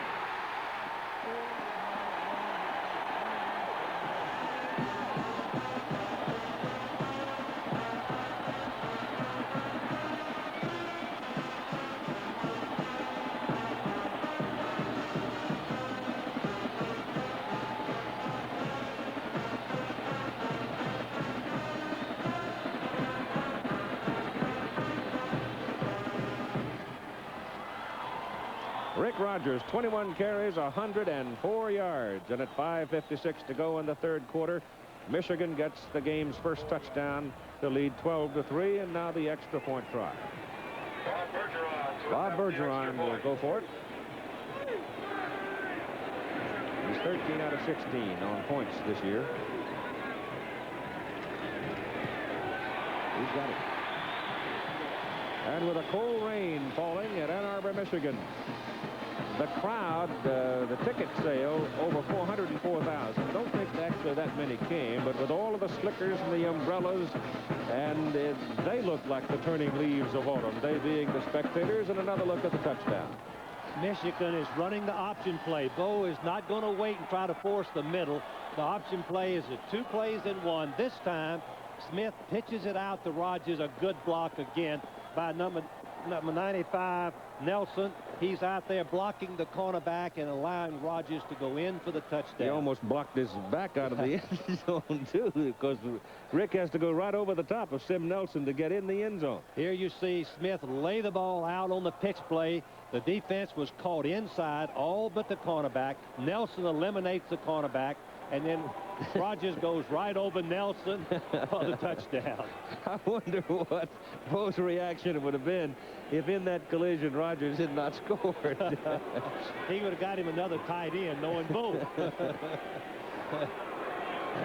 All right, the kickoff now with Harmon and Smith. And it's going to go to the freshman Smith from the 6. Look out on the sideline. Oh, my goodness. Everybody got bunched up in the middle, and Smith juked that way and started up the sidelines, and I thought for a minute he might get away. Fritz Burgess brought him down. But it's good field position for Iowa. Take a look at it. Now watch how open it gets for just a moment on that sideline. Keith, all the blocking is in the middle, and Smith very wisely sees it open up outside, and number 30 comes in, and then he sidesteps Cochran, the defensive back, who's a fine tackler, and Smith turns it on. Smith had a touchdown on punt return last week of 55 yards. Good runner. From the 33, first down for the Hawkeyes. Chuck Long, the quarterback. Gill, the tailback. And Gill has it. Cuts it back toward the middle against the flow and gets it up to around the 38 for about 5 yards. Well, with Iowa trailing by 10 points, you think, well, they'll go right to the air. Not Hayden Fry. He's going to try to keep it balanced. Run some and pass some. Keep those linebackers at home. Michigan did a great job intercepting the pass and then capitalizing on it, moving in for the touchdown on the last possession. Brohammer to the top, Moritz to the bottom of the picture, and almost a broken play, but Gill turns it into a winner as he fumbles the ball going down, but looks as if he keeps control of it and has a first down for Iowa up just over the 45. Mike Mallory came in with Carlton Rose and laid a hit on him. There was a busted play there somehow. The fullback saw the end, Louds crashing inside and didn't know what to do with the ball, I guess. And finally, Gill shows just how strong he is. Ball pops out. Very fortunately, bounces back to him, and he recovers it after they made a first down. On the 45. 4:55 to go, third quarter. 13-3, Michigan lead. Give it to Granger, the fullback, and he busts out of there and runs for a first down at the Michigan 41. Brad Cochran brought him down. So Michigan once again blitzing and stunting, and this time the fullback burns him, and Cochran is hurt on the play. Granger is going to pop right off the middle. Number 26, you can see what a good runner he is. When you look up as a fullback, he has a 6.4 yard average per rush at the fullback position. That confirms what a good runner that he is. Time taken for Brad Cochran, the man that made the tackle on the play. Big cornerback out of Royal Oak. The Los Angeles Raiders and the Dallas Cowboys are going to play tomorrow night, and you can watch it right here on ABC. And Mark Wilson is going to start at quarterback for the Los Angeles Raiders. Raiders have not really blown anybody away this year to speak of, and this is a ball game I guess everybody in pro football has been looking forward to seeing this year. And we come right back on Monday night with the regular presentation of NFL football on ABC with the New York Giants and the St. Louis Cardinals, both games at 9 Eastern Time. Right now, let's check in with Jim Lampley. Keith, remember how inept Doug Strang looked at quarterback for Penn State in the opener against Nebraska? Well, this touchdown pass, 16 yards to Kevin Baugh in the second quarter at State College, was his 11th straight completion on this day. 11 of 12 now for 128 yards. The Nittany Lions lead West Virginia 21-10 in the second quarter. Now back to Keith Jackson in Ann Arbor. 21-10, huh? Well, now.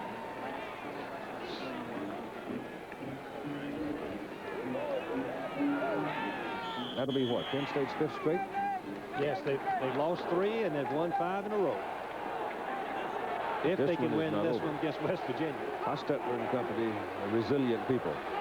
First down at the 40 of Michigan for Iowa. And Long hands it off to Granger, the fullback, and it's another big shot for Granger as he gets it to the 30 and across the 30, and that should be another first down with Rodley Niles making the tackle. Keith, what's happening, Michigan is double covering the wide receivers, moving 4 people out rather than to cover 2.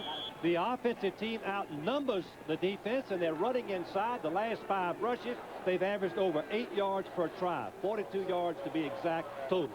And I think it's very, very important for Iowa here, after Michigan had scored its touchdown following a turnover, that Iowa respond. If they can respond, then they're still very much in this ball game. This is Owen Gill. And Gill is hit behind the line of scrimmage. And it looked like Lyles and Hammerstein. Is Hammerstein out there playing with a broken hand? Number 66 is Hammerstein. He's right out there. Made a terrific play of penetration on the sweep play, something the offense tries to avoid at all costs. Number 66, Hammerstein. Mike is a big guy. He's from Wapakoneta, Ohio. He has a broken hand, but he's playing with a wrap, not a cast. He was the fellow who made the big play in the last play of the ball game last year to beat Illinois. Keith, look at this interesting stat that Iowa has won the last 3 games in which the opponent scored first. That's Granger. And he's close to the 20. Keith, that was a tremendous call. Michigan was blitzing from the outside, and once again, we've seen how damaging the fullback can be going up the middle against the blitz. Well, why all of a sudden are they able to do this? Keith, the reason is, it seems to me, one is the offensive line's made up their mind they're going to run the ball some. Number 2, Michigan continues to double cover the receivers, thereby leaving 2 fewer men inside to stop the run. Moritz goes out now on 3rd down and short. They need just about a half a yard. They've got Bugs in the ball game in the backfield. They give it to Owen Gill. He runs out of a tackle behind the line of scrimmage, slants it to the sidelines. Garland Rivers couldn't hold him, and he's got the first down for Iowa inside the 20. Keith, that's the advantage of having a back that weighs 220 pounds. When the Rivers broke clean, wasn't touched, he didn't have the muscle to pull Gill down for the loss. Instead, Gill makes the first down. Looks to me like John Relk, the right guard, is hobbled on the play, and he is. He's going to have to leave the ball game. And that'll bring in John Carroll at the right guard slot for the Hawkeyes. There's Big John going off. It is on the 19, where it's first down for Iowa. The Michigan 19 with 2 minutes and 41 seconds to play in the 3rd quarter, and Michigan leading 13-3.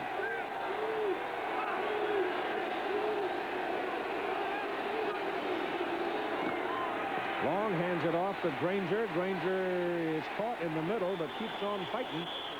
It is a circumstance like that makes you hold your breath sometimes, because you get struggling like that, you can lose control of the ball. For a moment, here's Tim Brent. Keith, they're working on Brad Corcoran. He is as you know, the strong defensive halfback for Michigan. He stung a nerve in his shoulder, and he lost his feeling for just a moment in his arm, but they say he's getting it back now. He is going to be okay. They're going to try to get him back into the ball game. Okay, sir. Thank you, Timmy. Keith, the Iowa line of scrimmage is, we said earlier, really dominating the Michigan defense at this time, something that the Michigan offense had done to the Iowa defense earlier. Relk is back in at right guard for the Hawkeyes on 2nd down and 6. Long out to throw. Looks and looks, turns it upfield. He was a running quarterback in high school. He's a big, resourceful fellow. He stands 6'4" and weighs 210. And he took a pretty good whack that time from Carlton Rose, as Rose, dropping to cover on the pass, came up to meet him helmet to helmet. They'll be looking now at 3rd down and about 4. Long was a wishbone quarterback wasn't recruited heavily because of running the option play and very little passing. But Hayden saw the potential in him and recruited him, and he is an outstanding player. Ball is on the 12. They've got to go to the 9. It's just beyond the 12, actually, so it's about 3.5 yards, and Brad Cochran has now come back. They're going to have to hurry or exceed the 25-second count. The blitz is on.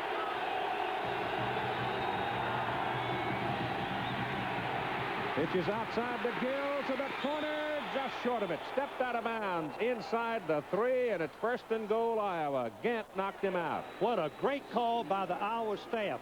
Michigan jumped inside the option play. Long, I don't know whether Long has run an option play, but he did in high school. As we mentioned earlier, he laid the ball out perfectly. A beautiful block by Granger, and in for the first down goes Gill, number 33. He stepped on the line 2 or 3 times. I believe he stepped on the line 2 or 3 times. The left foot was inside. Was it? Yeah. Okay. On the 3. But it's first down, Chief. A great play. Watch it again. Number 33, Gill. Good block by Granger. The Michigan defense has not given up a rushing touchdown in 17 quarters. They're being tested right here. Fumble by Long. Well, they'd gone gimmick again, hadn't they? Yep. The offensive line was standing upright. Don't think he's on the line there. Well, his toe is not on the line, but if his heel touches, he is. But the official is right there. Let's see where his right foot lands. Is his toe on the line right there? And then they finally called it down below. But Keith, Iowa took a timeout.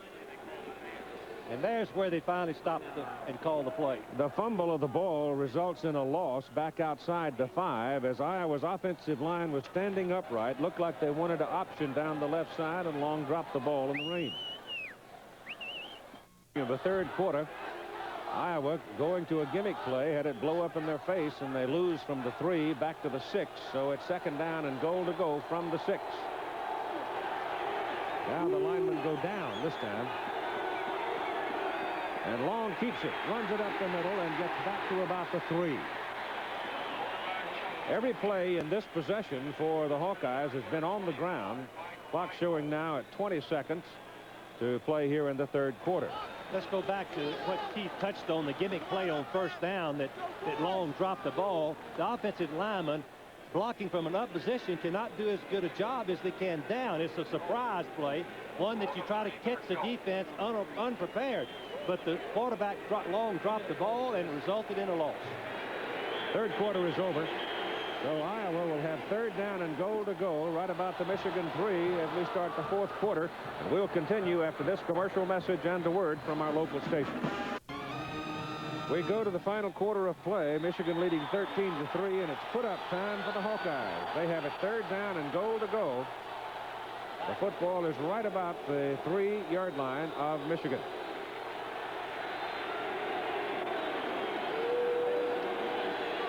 Chuck Long's going to look for the pass. In the corner. No. Trapped. Tried to find Ronnie Harmon, and the ball bounced into his hand. It is fourth down and goal. Now Hayden's got a tough decision. Harmon is going to go down in the end zone and try to hook up, come back. Long is rushed. Finally, he gets away from the rush and gets the ball off. Trapped it. Trapped the ball. Officials are right there on it. Now he's being Harmon, who is one of the quick people on the Iowa football team, and they're going to go for 3 points. Nickel comes in. If he can make this field goal, a touchdown and a try for 2 would win it.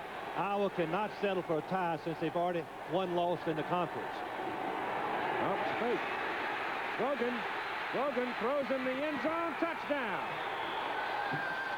Grogan, the quarterback, holding the ball, comes up and throws to number 88, Len Olenczak, in the corner of the end zone, and the Hawkeyes get the touchdown. Keith, we talked about Hayden and his fake field goal. I've seen him do it so many times. I anticipated it early in the half. I should have this time. Watch Grogan, who is the backup quarterback, roll out. Good judgment. The key here is he waits till Olenczak gets open. Olenczak was covered momentarily. He uncovered himself in the back part of the end zone, getting himself available for the touchdown pass. Now this becomes critical. The extra point.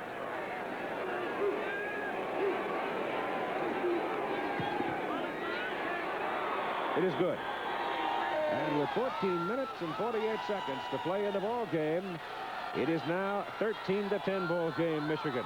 Watch the holder, Grogan, can, on a field goal attempt, can have his knee on the ground, fans. He can then pick up and run. That's the only time you can have the ball in possession and a knee on the ground and still come up and run a throw.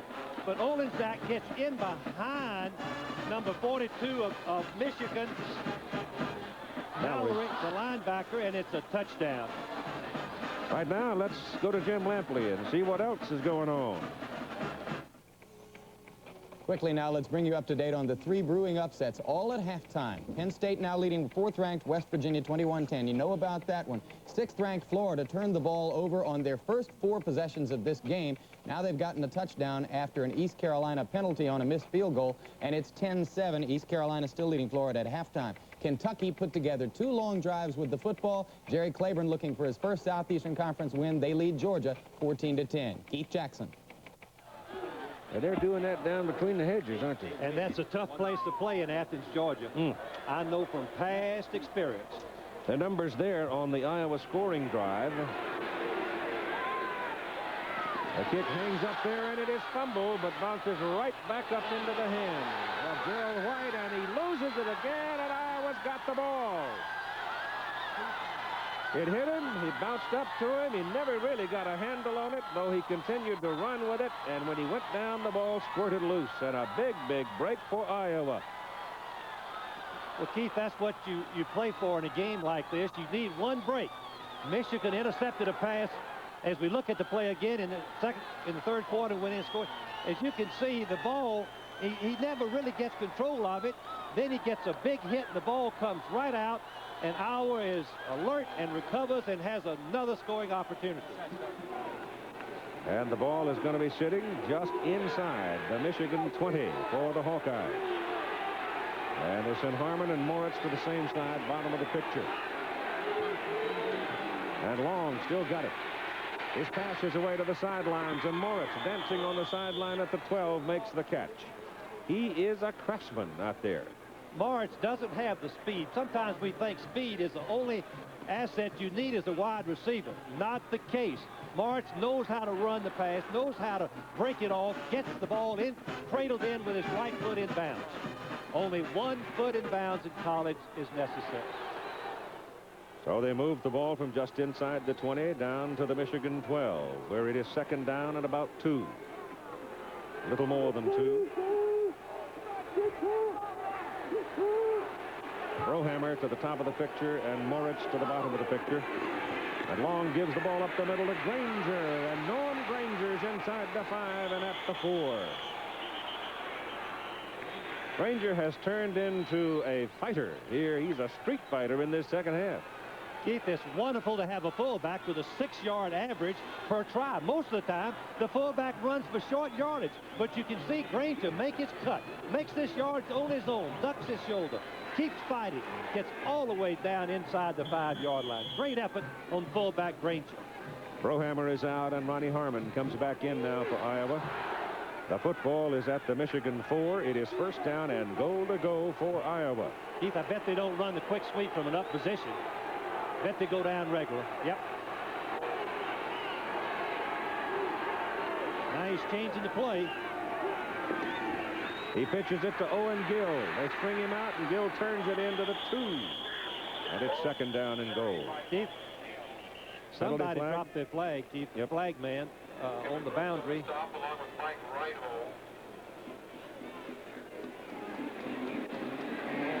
Howard's moving back. Oh, boy. Big one, holding.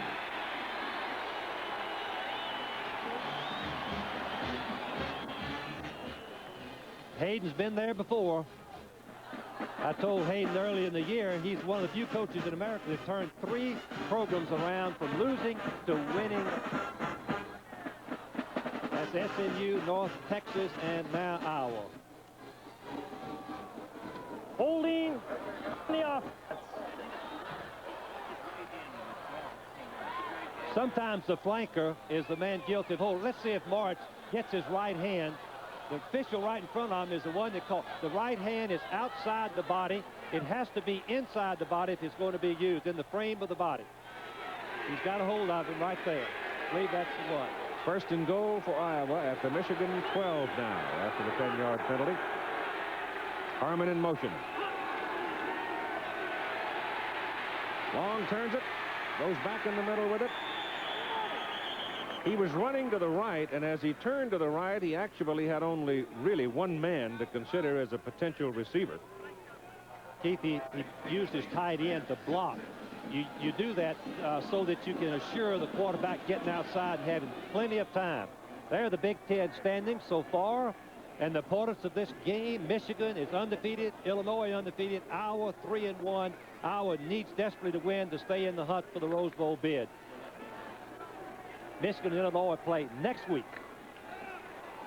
Ball is on the 8. Second down and goal for Iowa.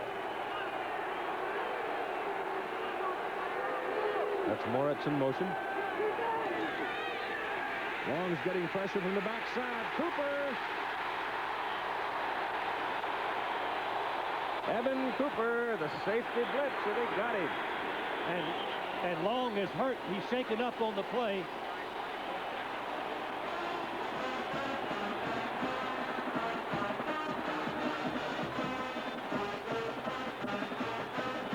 Third sack of the ball game of the Iowa quarterback.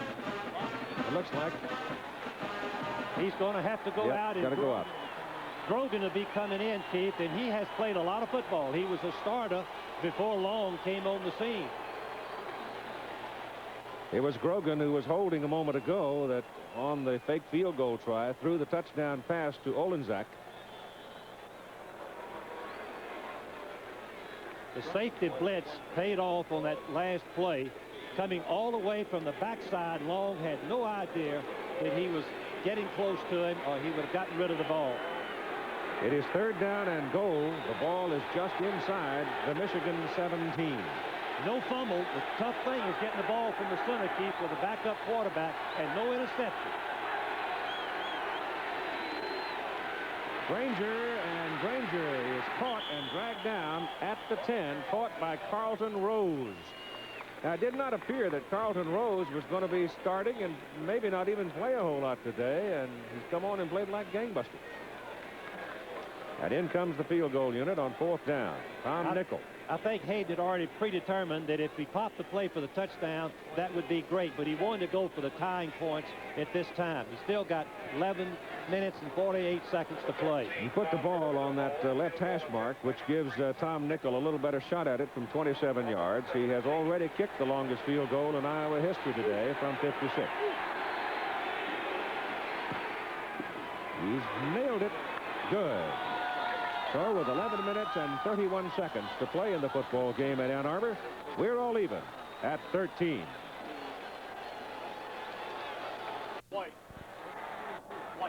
'Here we go now. 11:31 to play in the football game. 13-13 tie as Iowa will kick it off.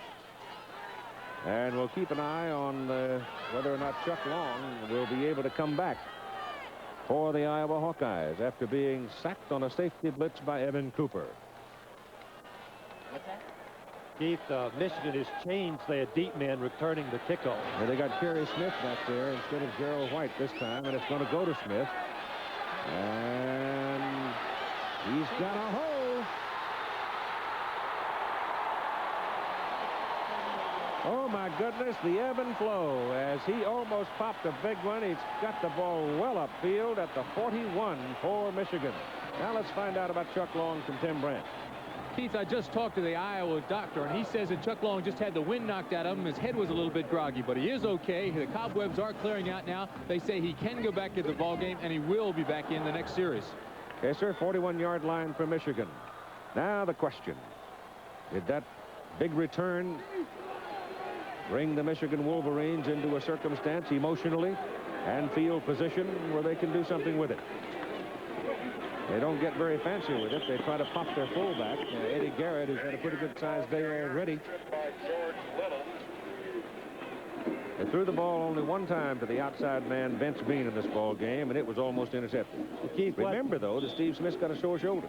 That's the big point. Plus, Michigan has been ahead most of the ball game. No use to take chances throwing the ball outside with a sore-arm quarterback.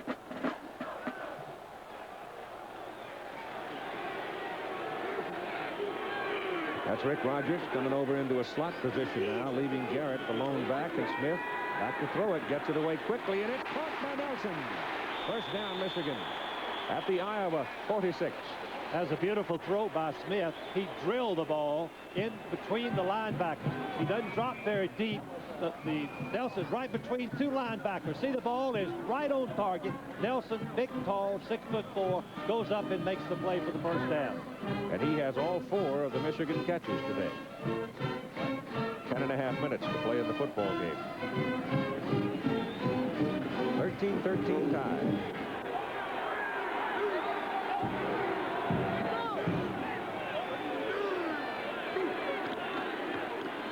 Inside, fullback Garrett.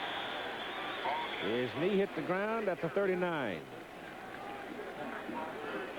That's 7 yards on first down. Linebackers, when the fullback coming right at him, is going to get some blockers. Watch, let's see who it is. 76, Humphreys, the All-American, just buries him as the ball carrier goes right on through Garrett for the nice gain and first down. Now, Rogers has got about 104 yards in the ball game or so, and now Garrett has 67. So that gives you some idea of how Michigan likes to play football. And that's Garrett again. Caught by Hufford, but he carries Hufford for 2 yards. And he is close to his first down. Keith, one thing that the Iowa defense has been out there most of this ball game. They're probably getting a little bit tired, and the old theory that the running game takes over in the fourth quarter may just happen here. They wear the other team down, running right at them. That's the Michigan theory. 2 yards first quarter, 4 yards second quarter, 6 yards third quarter, and touchdowns in the fourth. You're right on target. That's what they believe and strive for. 3rd and 1, and up the middle goes Rick Rogers for the first down to the 31 of Iowa.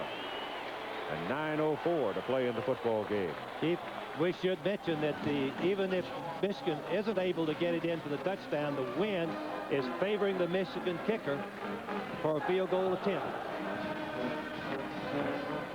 Keith, Humphreys, the All-American guards, had a sensational game. He's been directly involved, either in a block or a pull on 45 or 48 running plays by the Michigan team. First down from the 31 for the Wolverines. Rogers caught behind the line of scrimmage. Hufford, big Paul Hufford, playing well for the Hawkeyes. Brings him down for a loss of a couple of yards. You're gonna see that Hufford just break right through. They couldn't keep him out of the backfield. That's the 3rd play of the ball game that Hufford has tackled the ball carrier for a loss in a very critical situation. Those are the kind of plays the team needs from their defensive lineman. Number 64, Paul Hufford. Call it second down 11 from the 32.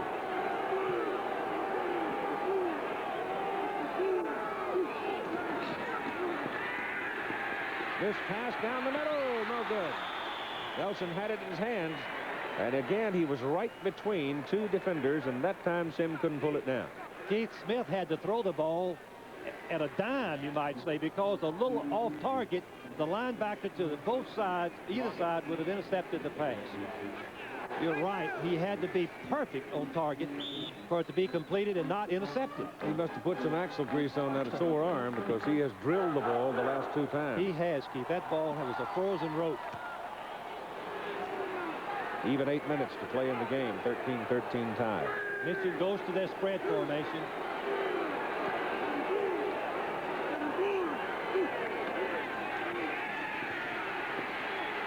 This pass intercepted. It's off the hands of Rick Rogers and into the hands of Mike Stoops and the Iowa Hawkeyes. Turn them away on the turnover and come up with a football. Well, this will go in the record book as an interception, but it could have been caught.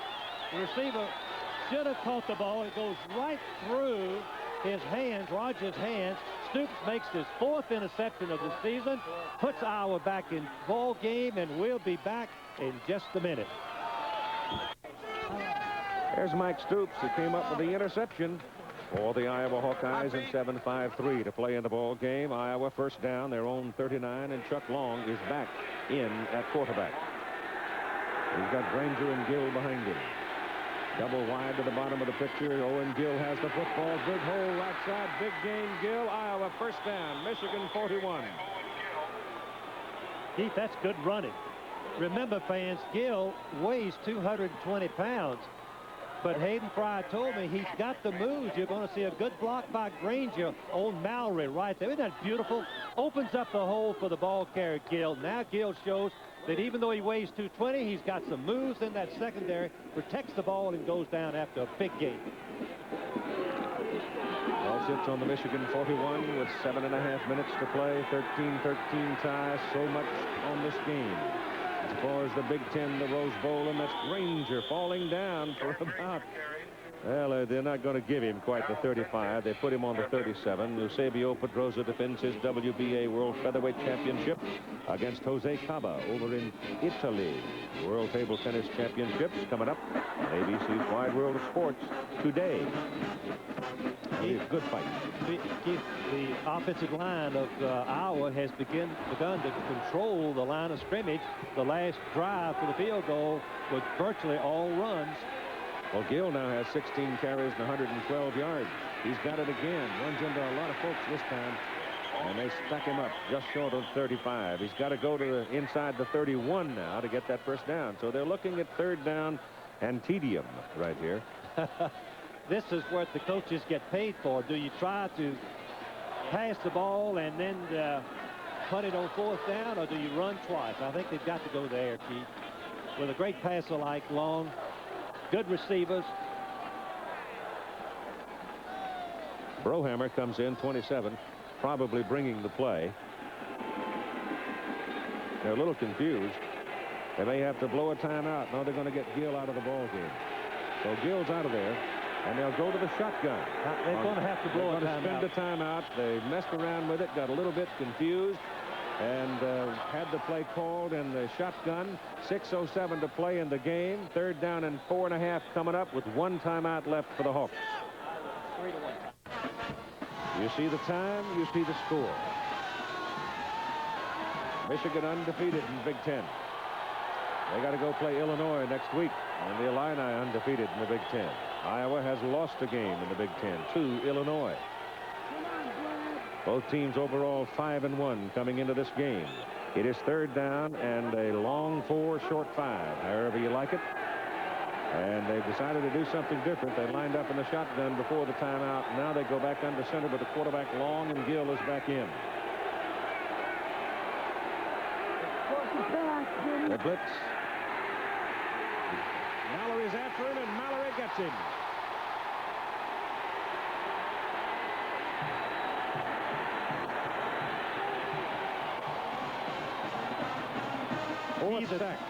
The timing is that Mallory delayed. Watch on the right of your screen.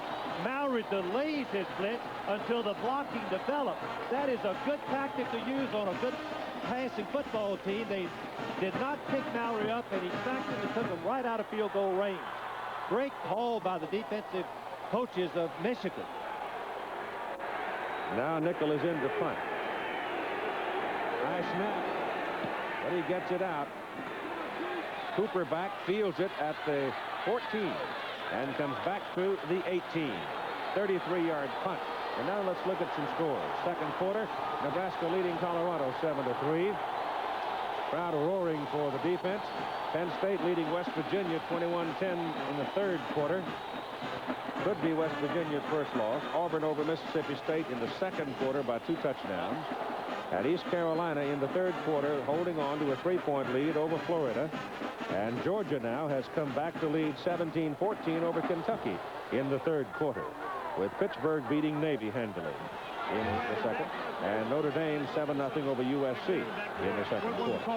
From the 18, first down now for Michigan with 5:19 to play in the football game. Smith gives it to Rogers, and Rogers Cuts it up across the 20 to the 23. Rogers has been very, very good on the cut plays, cutting back with no blocking and making that yardage strictly on his own ability. Rogers now has 113 carries in the ball game. 113 yards in the ball game. It seems like 113 carries.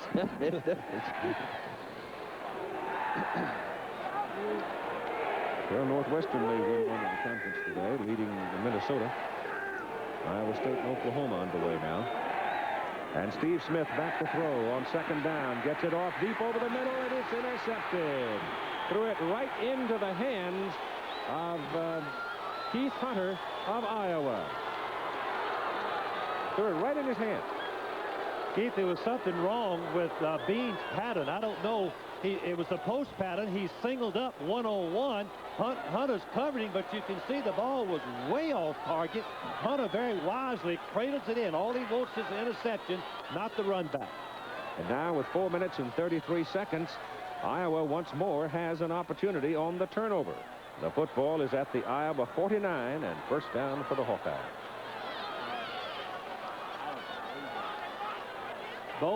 Schembechler was worried about having to go to the passing game. We want to mention again, Smith, his quarterback, was injured in the Rose Bowl game last year, re-hurt it in this season, early in the season, and has been hampered all season.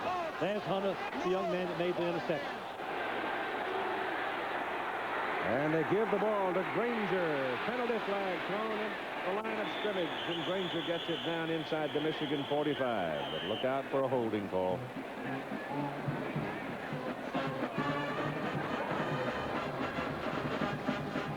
I know that Hayden's going to be disappointed on that. Holding is right. 10 yards. This forces Iowa fans into a different game. They had enough time on the clock to run the football, Keith, in and maybe kick a field goal or score a touchdown. Now, with long yards, they've got to go to the passing game at least one of the 3 times. Try to pick it up in whacks of 5, 6, 7 yards at a time, not all at once.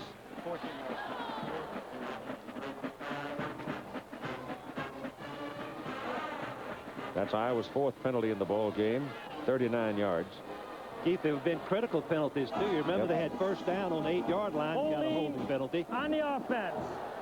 Which put them back, and they end up kicking a field goal. So penalties have hurt them. Been at crucial, critical times. Let's call it the 38. And shotgun for Iowa. 1st and 20 from their own 38. Long's going to run it. Running like a tailback, and he's back to the Michigan 48. Well, Keith mentioned earlier that Long was a wishbone quarterback, which means he had to carry the ball about 15 to 20 times a ball game in high school. On this occasion, he saw an opening and just took it. Keith, that was a good call. Obviously, the scouts up in the press box saw that Michigan was vulnerable to that play. It was a natural hole. Didn't have to block anybody, just run around in. He looked almost as swift as you. he looked about like me running really all day. Delay of the game. 2nd down and 7. This is Gill. Over the 45 to the 44, and now it'll be 3rd down and about 2.5, maybe 3. 3rd down and about 3. This is a big call, and Hayes going to have to decide, does he want to run twice? If he runs once and gets close, he'll run on 4th down. Or will he go for the pass? I think with the offensive line like it is, they moved it back, Keith. He's got close to 4 yards. Close to 4. That's pretty tough on 2 tries. They didn't get him to spot down to the 44. He spotted him closer to the 45. He's got to go to the 41. Remember, Iowa has lost. A tie will not help them in the Rose Bowl case. Michigan loads it up to blitz. Long's pass is good to Moritz. First down, Hawkeyes at the Michigan 32. Keith, that was a sensational catch. The ball was behind Moritz. Good block in the blitz is on. There's single coverage out on Moritz, and you speed up your throw. You get rid of the ball quicker when the blitz is on. You can see Moritz has to turn all the way around and cradle the ball in for the crucial first down. Watch this again, fan. Good catch. Very critical catch. watch it. Turn all the way back and catch the ball, pull it back in as the ball was thrown way behind him. He's a good receiver, isn't he? Boy, he is something else. It's first down at the Michigan 32 for Iowa. Gill one more time. Ran right in the stack. He couldn't make his cut. He ran right into the stack. Rodney Lyles and Kevin Brooks had closed that door, and Gill had no place to go. He just simply didn't have time to make a cut back to the inside. Granger will leave now, and he hasn't had a whole lot of rest today. And in comes Buggs, number 20. Brohammer comes in, and Harmon goes out. Another change for Iowa. Keith, the referee was giving Iowa a lot of time to get their substituting done before they started 25-second clock. Normally, they don't pay attention to that. They just go right ahead and start it after 3 seconds. Second down, 11. Back on the 33. This is Gill up the middle, fumbles the football, and Michigan's got it.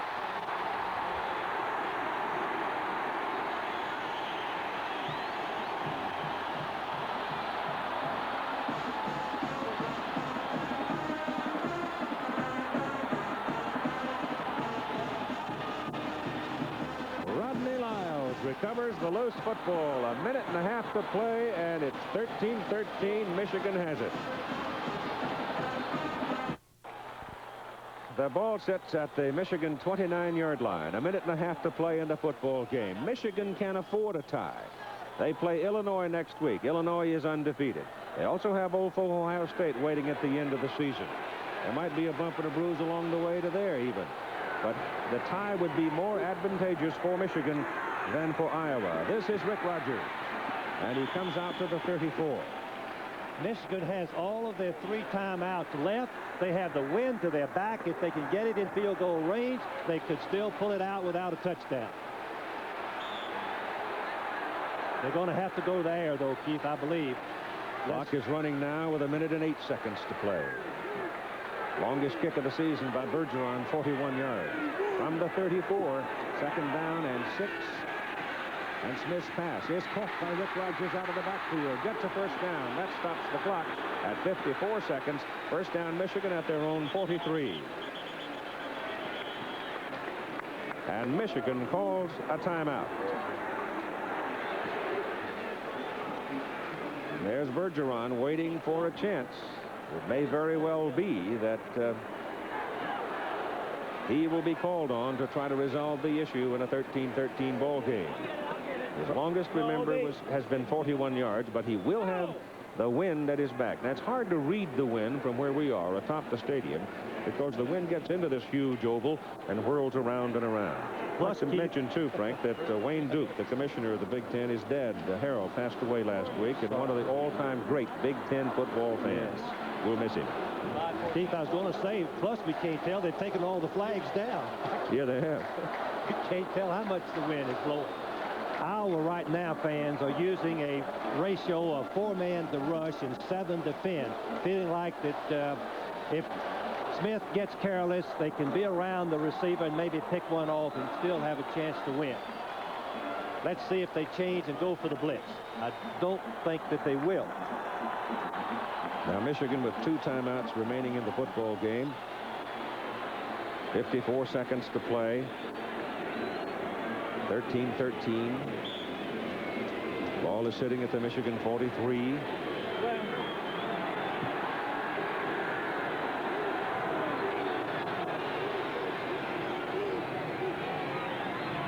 Smith to throw, pulls it down, gonna run it, runs out of 2 arm tackles, still going. He's down to the 41 of Michigan with 46 seconds to play. That's a first down. That's why Schembechler likes Steve Smith. They call piling on, too, Keith. Going to put another 15 yards on the play. No, it's against Michigan.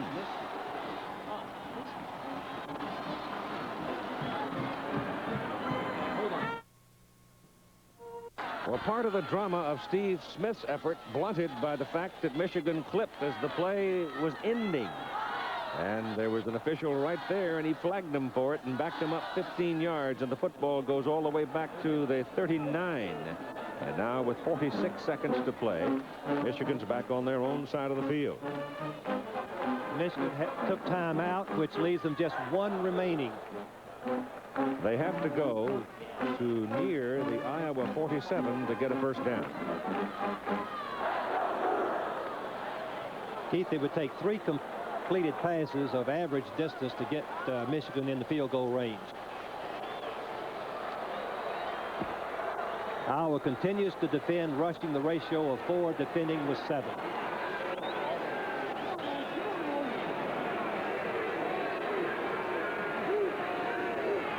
From the 41 is where they put it down. Smith's pass incomplete through the hands of the intended receiver, Sim Nelson. Once again, we should mention to the fans, Steve Smith, Michigan quarterback, has had a bruised shoulder. He has not thrown the ball downfield with any effectiveness. The only time he's gone deep, it was intercepted by Hunter, the safety man. Well, the last time Iowa came here, they won 9-7 on 3 field goals from Tom Nickel as a freshman. Now, Iowa probably won't have much of a chance to see the ball. It's second down.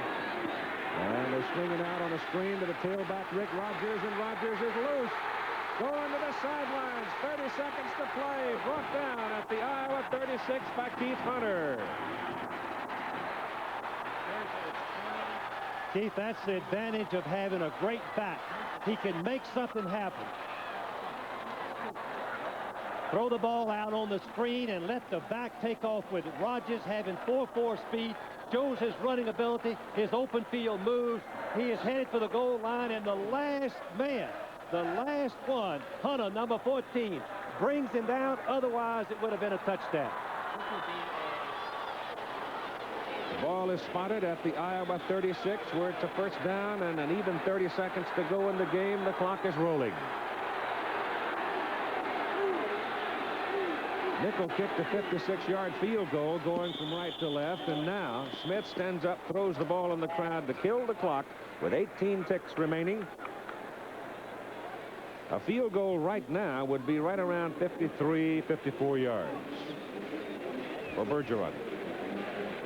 With some wind to his back, I would think that Bo has got to make the decision. He'd like to get it closer. He still has a timeout to, if he does complete the pass, to take his time and line up and attempt the field goal.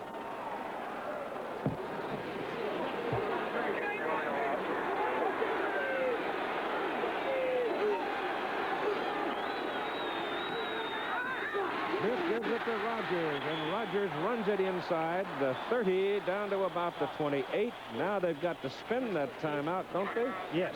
In order to stop the clock. They call timeout, Keith, and they're going to set up the field goal attempt. So Bob Bergeron. Heat's getting pretty warm on him right now. 12 seconds to play. 45-yard field goal try by Bob Bergeron. The wind should help him. It's to win. Low snap.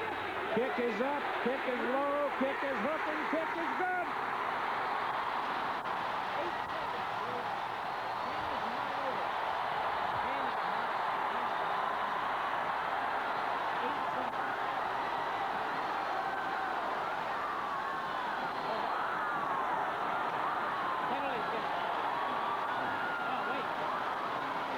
That's all right. They just want to penalize him on the kickoff. They're going to penalize him on the kickoff. Crowd out on the field. Team running out on the field. Penalty flag thrown. That will cost Michigan on the kickoff. At this point in time, they don't care. With 8 seconds to play in the football game, the Wolverines on a 45-yard field goal by Bob Bergeron. His longest prior to that one had been 41. And he's got to be the happiest man in Michigan right now. Let's watch his reaction after the officials get right up in there. He's the hero.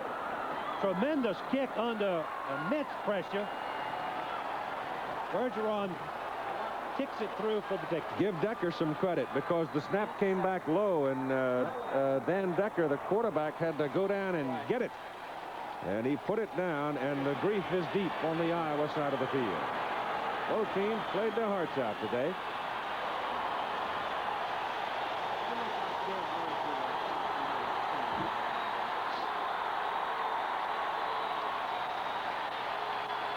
The picture reflects the feelings of both teams.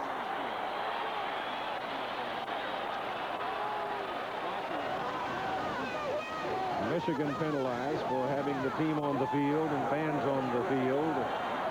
And the penalty is going to force the Wolverines to kick the ball short. And the man who goes back to receive it is Robert Smith, a freshman from Dallas, Texas. As we look at the score and the time remaining, I look for the kicker to kick the ball across field over the line of the Iowa players up close and let the ball hit the ground somewhere about 20 yards downfield.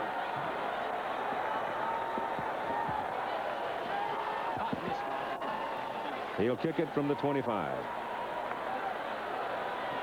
He's going to use what we call a deep onside kick, I believe, kicking it across the field about 30, 40 yards downfield. Sloppy will kick it. Now he wails away on it. And Smith can't get to it. Ball goes into the end zone. You will have 8 seconds to play as Iowa will get the football one more time from its own 20. You'll have the Michigan secondary playing back about the Michigan 35. And another man behind him, just in case. The only thing that Michigan doesn't want to do is have a penalty, which the game would be expended an extra play.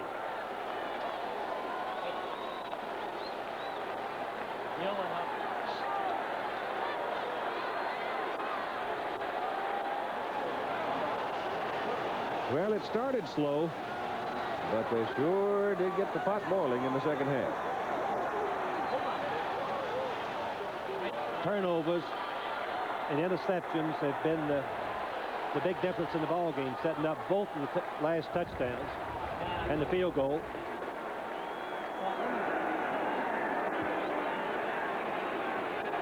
And those who came are not at all unhappy to be whipped. Keith, hadn't been many people leave the game either, even though it has rained constantly. Pass thrown downfield, intercepted by Michigan. Tony Gant with it, runs out of bounds, and the game is over. And the Michigan Wolverines have defeated the Iowa Hawkeyes by a score of 16-13.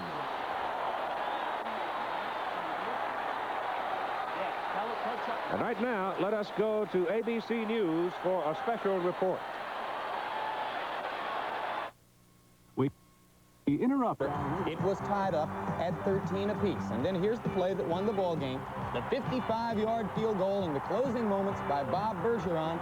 The Michigan celebration ensued as the Wolverines got a measure of revenge for their last appearance in Ann Arbor against Iowa 2 years ago when the Hawkeyes beat them 9-7. We'll be back.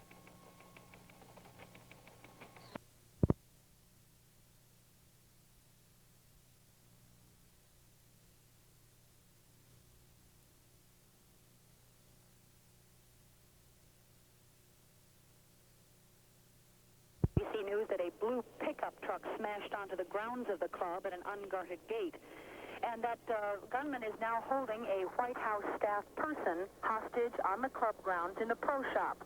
President Reagan is all right, we are told. He's aware of it.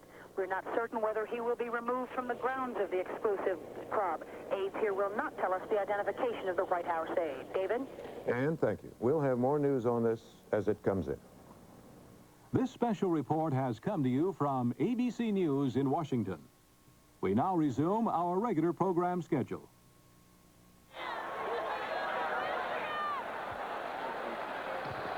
Illinois is leading Purdue by a score of 7-0 early in their ball game. Illinois undefeated. Michigan remains undefeated in conference play today as Bergeron hits this field goal from 45 yards with 8 seconds to play as the Wolverines beat the Hawkeyes today by a score of 16-13.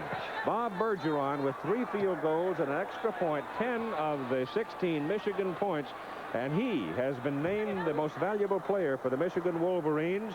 The Chevrolet MVP Award carries a $1,000 scholarship award to the General Academic Scholarship Fund from Chevrolet in the name of Bergeron. For Iowa, their MVP is Owen Gill, the big running back, 20 carries and 120 yards. And so Iowa gets in Gill's name a $1,000 award from Chevrolet for his performance today. Coming up right after our telecast today, the Prudential College scoreboard with Michigan beating Iowa 16-13.